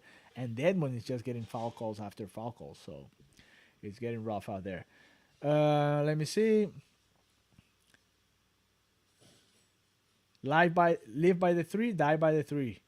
Ronald Fonte says Max plus 16 despite going 1 for 7. Yes. Well, sometimes you're just with the right unit. And that's what it is. You're playing. And Max has played good defense, I think. So you have to give that to him, which is something Duncan is not going to give you. And if Duncan didn't play the first 3 quarters, he's not going to play the last one. That's for sure. Unless he gets away from the Sixers, and that would be it. And Duncan is still wearing his long pants and his long sleeve, so we'll see. He's probably not happy at all. But he's a team player, so that's what it is. All right, third quarter for Miami. It's over. Ronald Fonte says Max and Gabe combined 2 for 14 from 3. Yeah, not a good night. Ultimate, who you rooting for? Sixers or Miami? Me? I want the Miami Heat to win. We are Miami Heat Network here. We're a South Florida-based sports network. All right, here we go. The beginning of the fourth quarter is Oladipo in. Bam Adebayo starting the fourth quarter. Tyler Hero starting the fourth quarter. He goes for a layup. He misses. Caleb Martin is in. And Strus is in as well. So it's Depot, Strus, Hero, Bam, and Caleb Martin. All right, here we go. Tobias Harris attacking the basket. Finds DeAndre Jordan. That's a block by Oladipo. Here it comes. Oladipo ball now. He attacks the basket. Finds a space. Goes for 2. Those 2 points for Victor. It's Victor time. Victor Oladipo. 82-72. 11 minutes to go. Remember, as soon as the game's over, the post-up show here on the 5 Reasons YouTube channel. Here comes another 3. Another miss for the Sixers. And another time when the Heat just bounce into each other and don't get a rebound. Oh, what a play. What a defensive play by Victor Oladipo. He grabbed that ball off DeAndre Jordan's hands, and here comes Tyler Hero to his right. He finds, oh, bam, you just gotta take that shot, bam. Come on.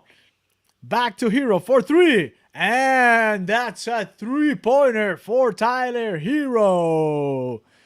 So it's 13 points. The Heat is up by 13 points with 10 minutes, 20 seconds to go here in the fourth quarter. Tyrese Maxey to his right, to his left.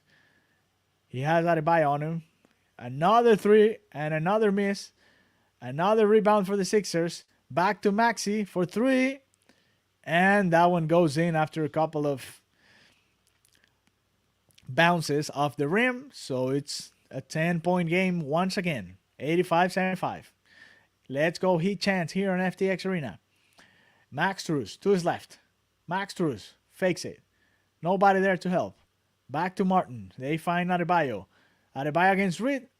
He goes for it. There's a foul. And that's it. There's a foul on Paul Reed guarding Bam Adebayo. So Bam is going to go to the free throw line. All right. Let me see. Any know how many minutes Duncan has played? 0. 0 minutes today for Duncan. I'm guessing it's less than 5 minutes. Yeah, he hasn't played today. Dedmon is the best hit player. And Ronald Fonte says 3-point percent. Yeah, they I mean, and it's getting worse here in the fourth quarter. So Spo didn't rest Jimmy at all in the third. Yeah, so now he needs some rest.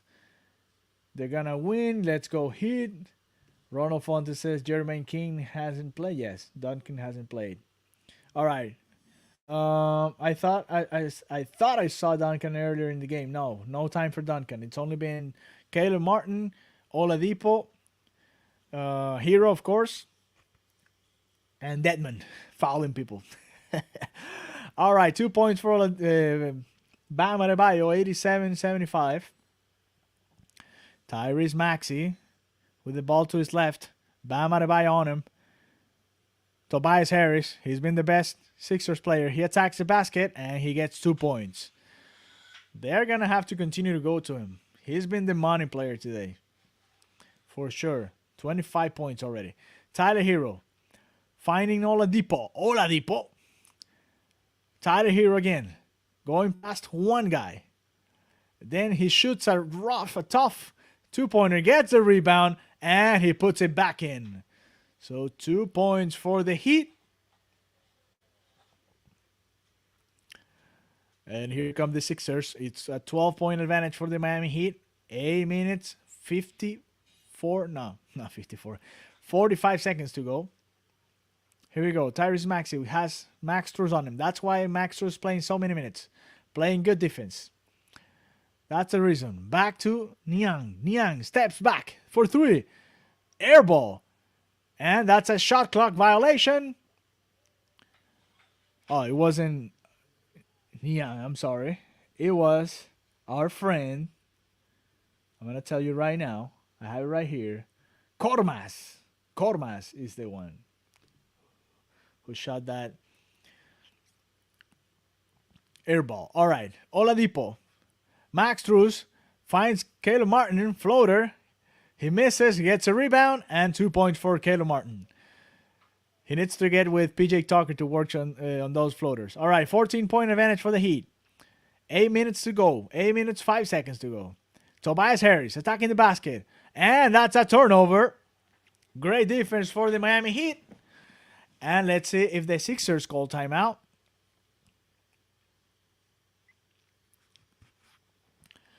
No timeout. And here comes the Heat. Victor Oladipo. Let's go Heat chance at FTX Arena. Max Strus. Max Strus to Bam Adebayo. And that's 2 points for Bam. Bam Adebayo. It's a 16-point advantage for the Miami Heat. We might see Duncan Robinson here sometime soon. It's a timeout for the Sixers. And this looks very well now.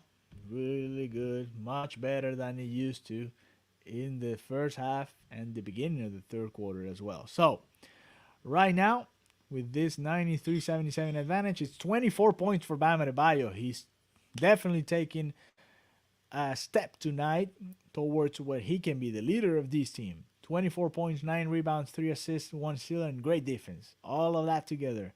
He's been the best player for the Heat tonight, for sure. Right after him, Tyler Hero. 22 points, 1 rebound, 3 assists for Hero. Great game today for him as well, coming off the bench. 15 points for Jimmy Butler. 9 rebounds, 3 assists, 2 steals. PJ Tucker, 10 points. Gabe Vincent, 10 points. 5 points for Oladipo. 4 points for Martin. 3 for Max Strus.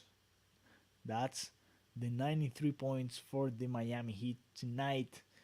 We're going to review the Sixers here in a second. But first, let's see what's going on at Lone Depot Park, because the Marlins are getting close. They just scored 4 runs here in the 7th, and it's 5-4 for the Diamondbacks right now. Jazz Chisholm scored with a ground ball to shortstop. He scored from second.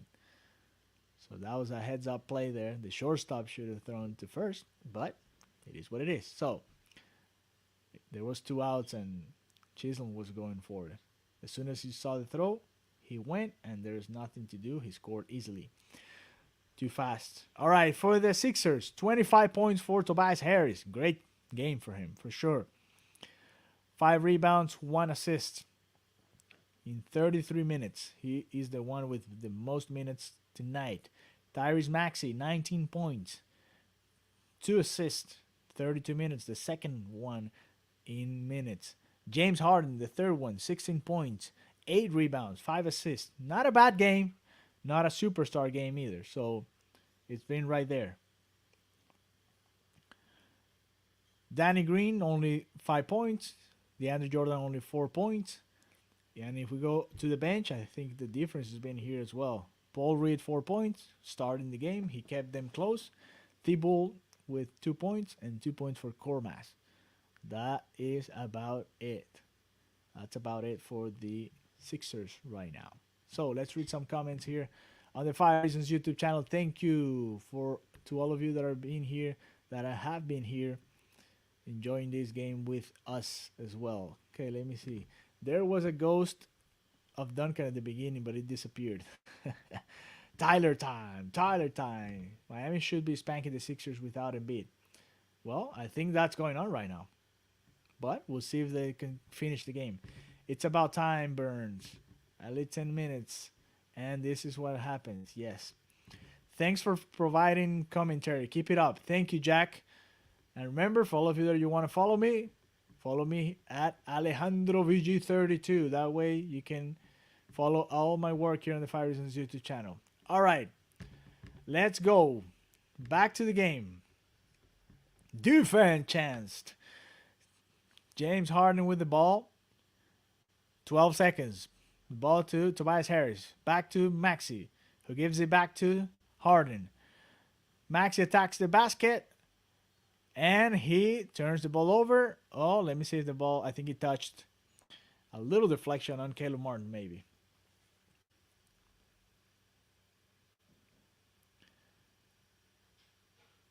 Maybe. All right, so it's 3 seconds, 3.7 seconds to shoot for the Sixers.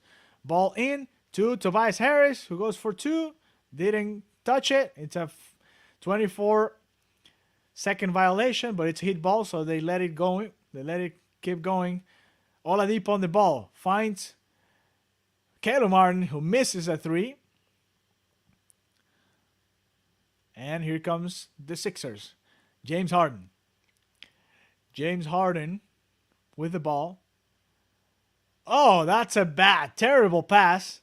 That's a steal for Bam Adebayo. Bam is getting his money worth tonight. Tyler Hero for 3. That's another assist for Bam Adebayo. And that's 3 points for Tyler Hero. It's a 19-point advantage for the Miami Heat. And the Sixers call timeout once again with 6 minutes, 48 seconds to go. And this is going one way, guys. And it's the Miami Heat way.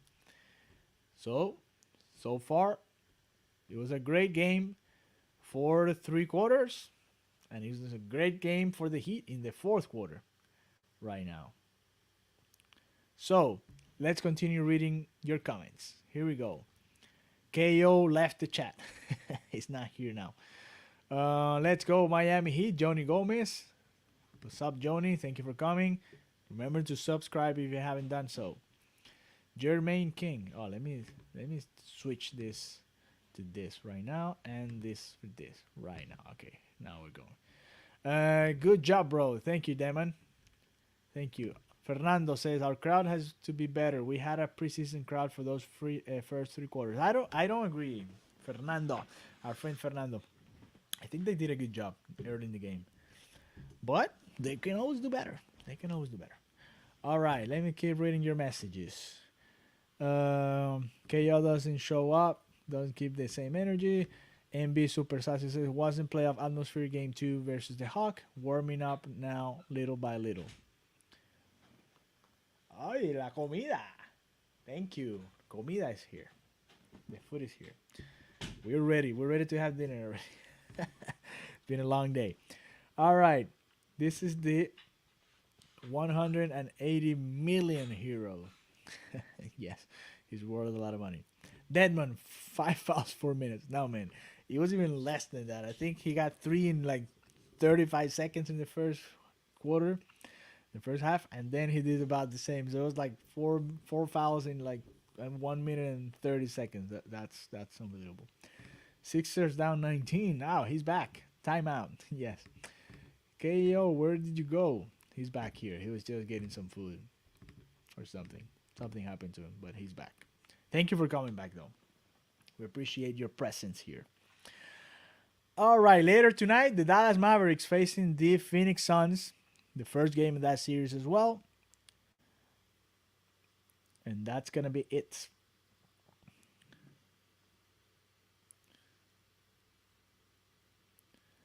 If you're interested in the Marlins, they scored 4 runs and they're losing 5-4 now in the 7th. 3 hit by pitches, a double by Jazz Chisholm, and an infield hit by Jesus Aguilar that brought 2 runs in because of the Jazz Chisholm speed. That was the summary of the 7th. Very impactful 7th inning. He hit his 25th double of his career, and the Marlins are now down by 1 run in the top of the 8th. Let's read some more comments. Hard to keep the pace. I saw a lot of Heat games and the rivals got tired eventually. You think they can come back? I don't know. KO says it ain't over yet. Maxi on the way. Buen provecho, says Ronald. Thank you, man, but I can't eat right now, but thank you. Evan Ross says, just like I said. We'll see. Thanks for holding it down, Alejandro. Yes, and remember, as soon as this game is over, it's going to be the post-up show here on the 5 Reasons YouTube channel. Not on this broadcast, in a different one. So make sure as soon as I finish this one, go over there and check it out. James Harden goes for 3. He misses another one. That percentage at the end of the game is going to be down like to, 12%. They just haven't had a great game for 3. Tyler Hero, back to his left. He finds Strus. Strus attacks the basket and dunks it. Max Strus dunk here. So it's a 21-point difference right now. Great play by Max Strus. Another 3 for the Sixers. Another miss. A rebound for Adebayo, his 10th. He finally got the double-double. Here comes the Heat. Adebayo. Oh, I thought he got fouled. It looked like a reaching foul by Young. Nothing. Young goes for 3. And he misses another 3. Another rebound for Adebayo. That's his 11th. Adebayo with his best game so far in the playoffs. Oladipo. It's Victor time. Goes for 3. Misses. They left him alone. The Heat haven't had a great 3-point game either, but it's been a little less worse than the Sixers. Double team now on Tobias Harris. He's the one getting double teamed. Nobody cares about Harden now. Tyrese Maxey attacking the basket, and he misses. It's now in 5-on-4. 4-on-4 because Max Strus stays there. Oladipo stops. Tyler Hero for three. He misses an open three there. Ooh.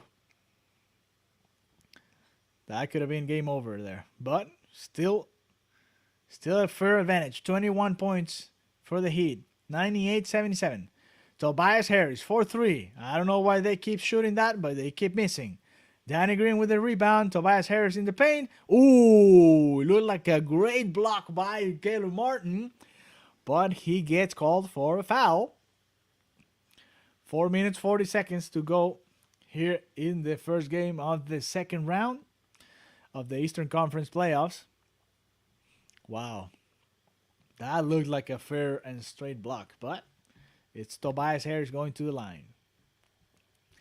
Godspeed to Embiid. Yeah, hopefully he gets back so we can make it an interesting series. Maxter's dunking. Yes, that happened. Van need to rest Bam and Hero last 4 minutes. This Sixers team will hurt him. This man gonna lose his house.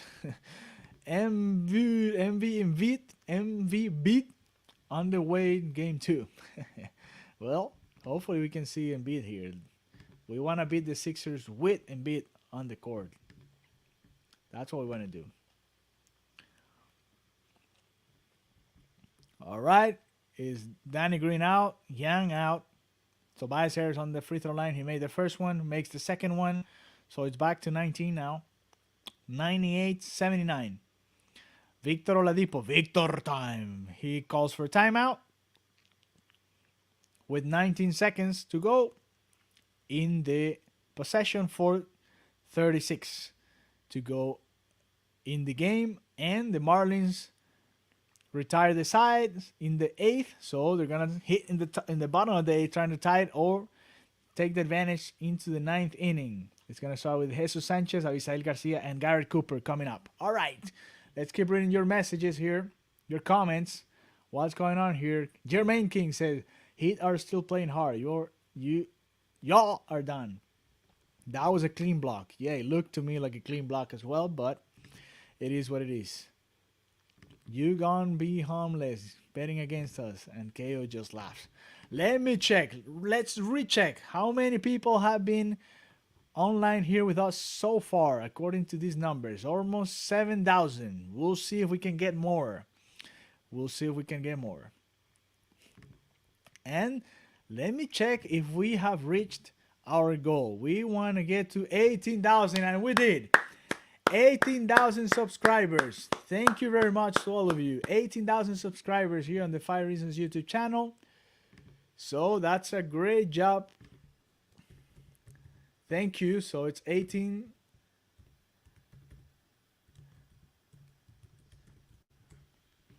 Great job from you guys supporting our work here. Let's go Heat chance. Here we go. Heat ball. Omer, you're 7, actually getting minutes. Let me see if Duncan's in. Tyler Hero getting a top shot in.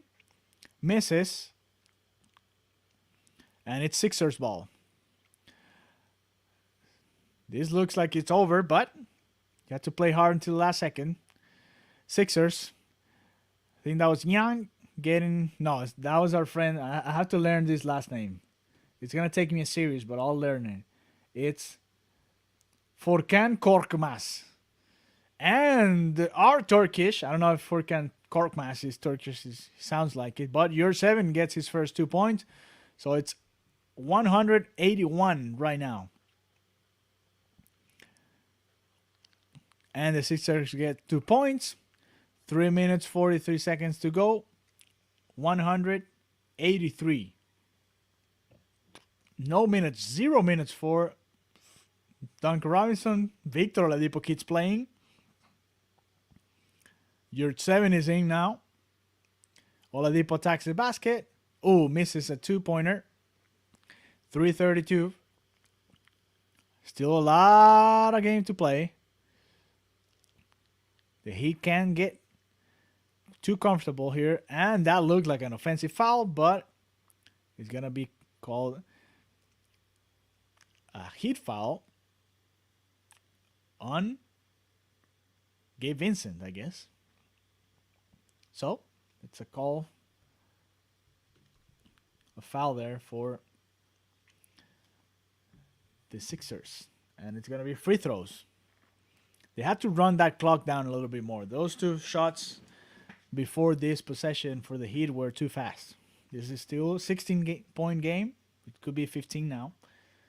It's a lot of points, but still, gotta be careful. This is the playoffs.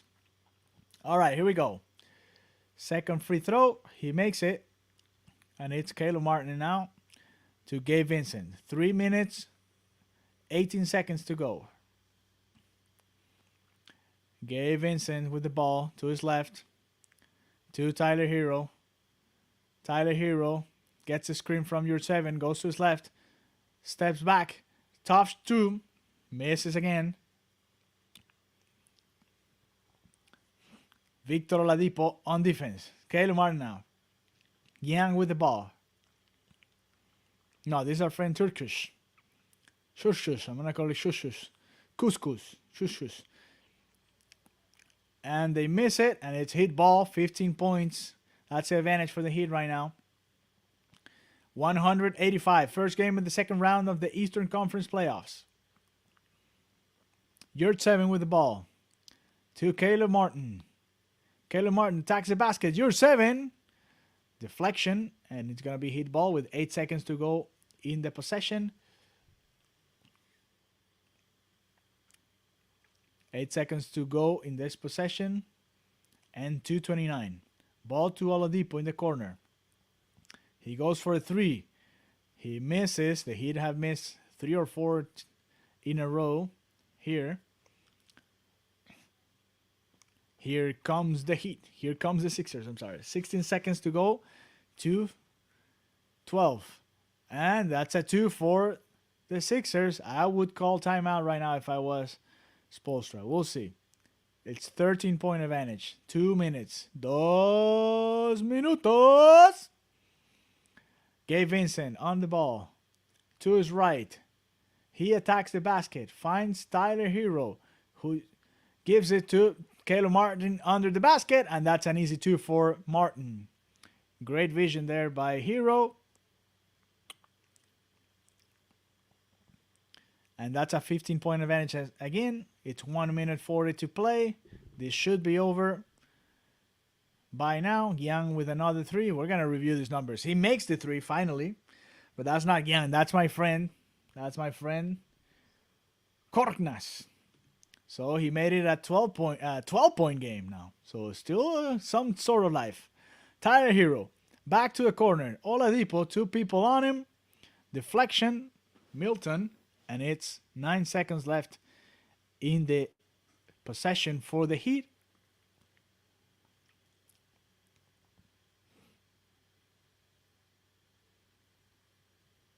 Tyler Hero to his right. Lobs it to Yurt 7. That's 2 points for our Turkish Airlines. Omer Yurt 7. 14 points ahead for the Heat. 1 minute, 5 seconds to go here in FTX Arena. The Heat is going to take the first game of this series. That's a foul. And it's an and 1. So the Sixers bench actually made it a little closer than it was. So going to the line. Could make it an 11-point game. As the Marlins go 1-2-3 in the 8th. And they're going into the 9th, losing 5-4 to the Diamondbacks. Here comes the free throw. He misses. And we're entering the last minute of the game. 55 seconds. Tyler Hero with the ball. He's going to hang on to it. Tyler Hero hanging on to it. Now goes to his right. 10 seconds left. Omer Yurt 7 from the top of the key. He gets 2 more points. So Yurt 7's outscoring a lot of guys on the Sixers roster right now. In a couple of minutes. It's a 14-point advantage. It's going to be all for the Heat. Let's see the Sixers get 1 more 3. They miss 1 more 3. That's going to be game over.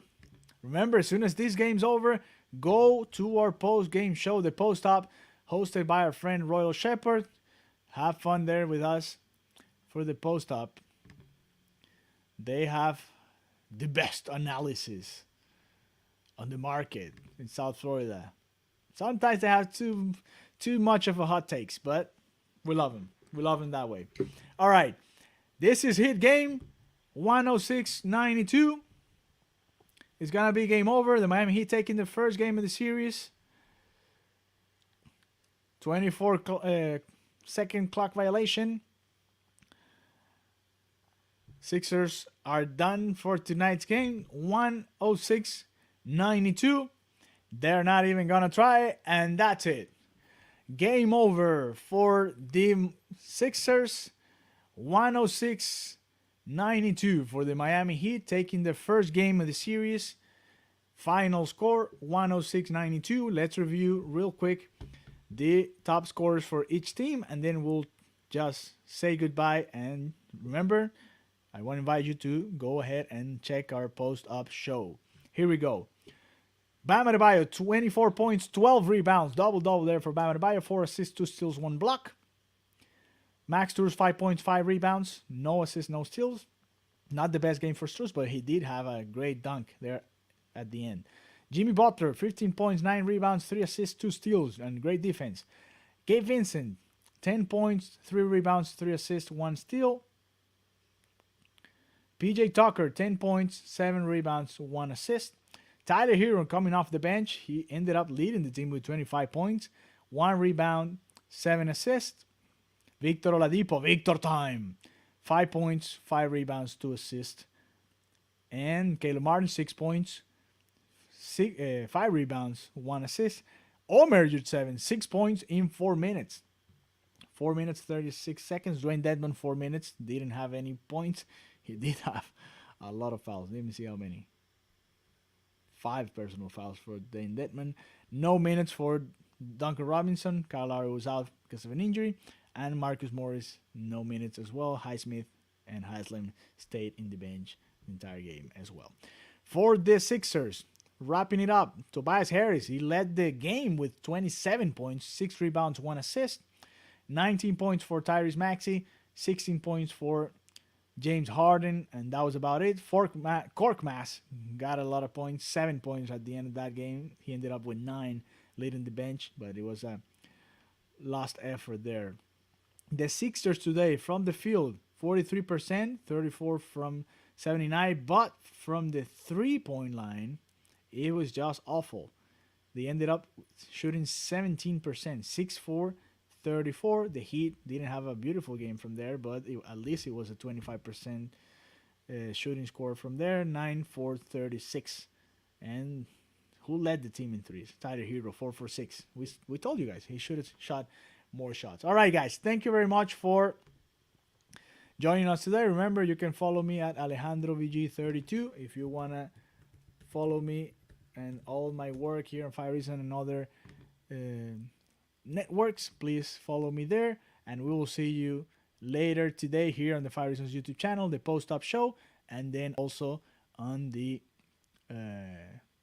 post-game conferences, the 5 on the Floor podcast that we're going to be posting, and all the content that we have for you guys here on the Fire Reasons YouTube channel. Have a good night, and we'll see you back on Wednesday for Game 2 of this series, the Miami Heat against the Philadelphia 76ers. Have a good night. Thank you, Cedric.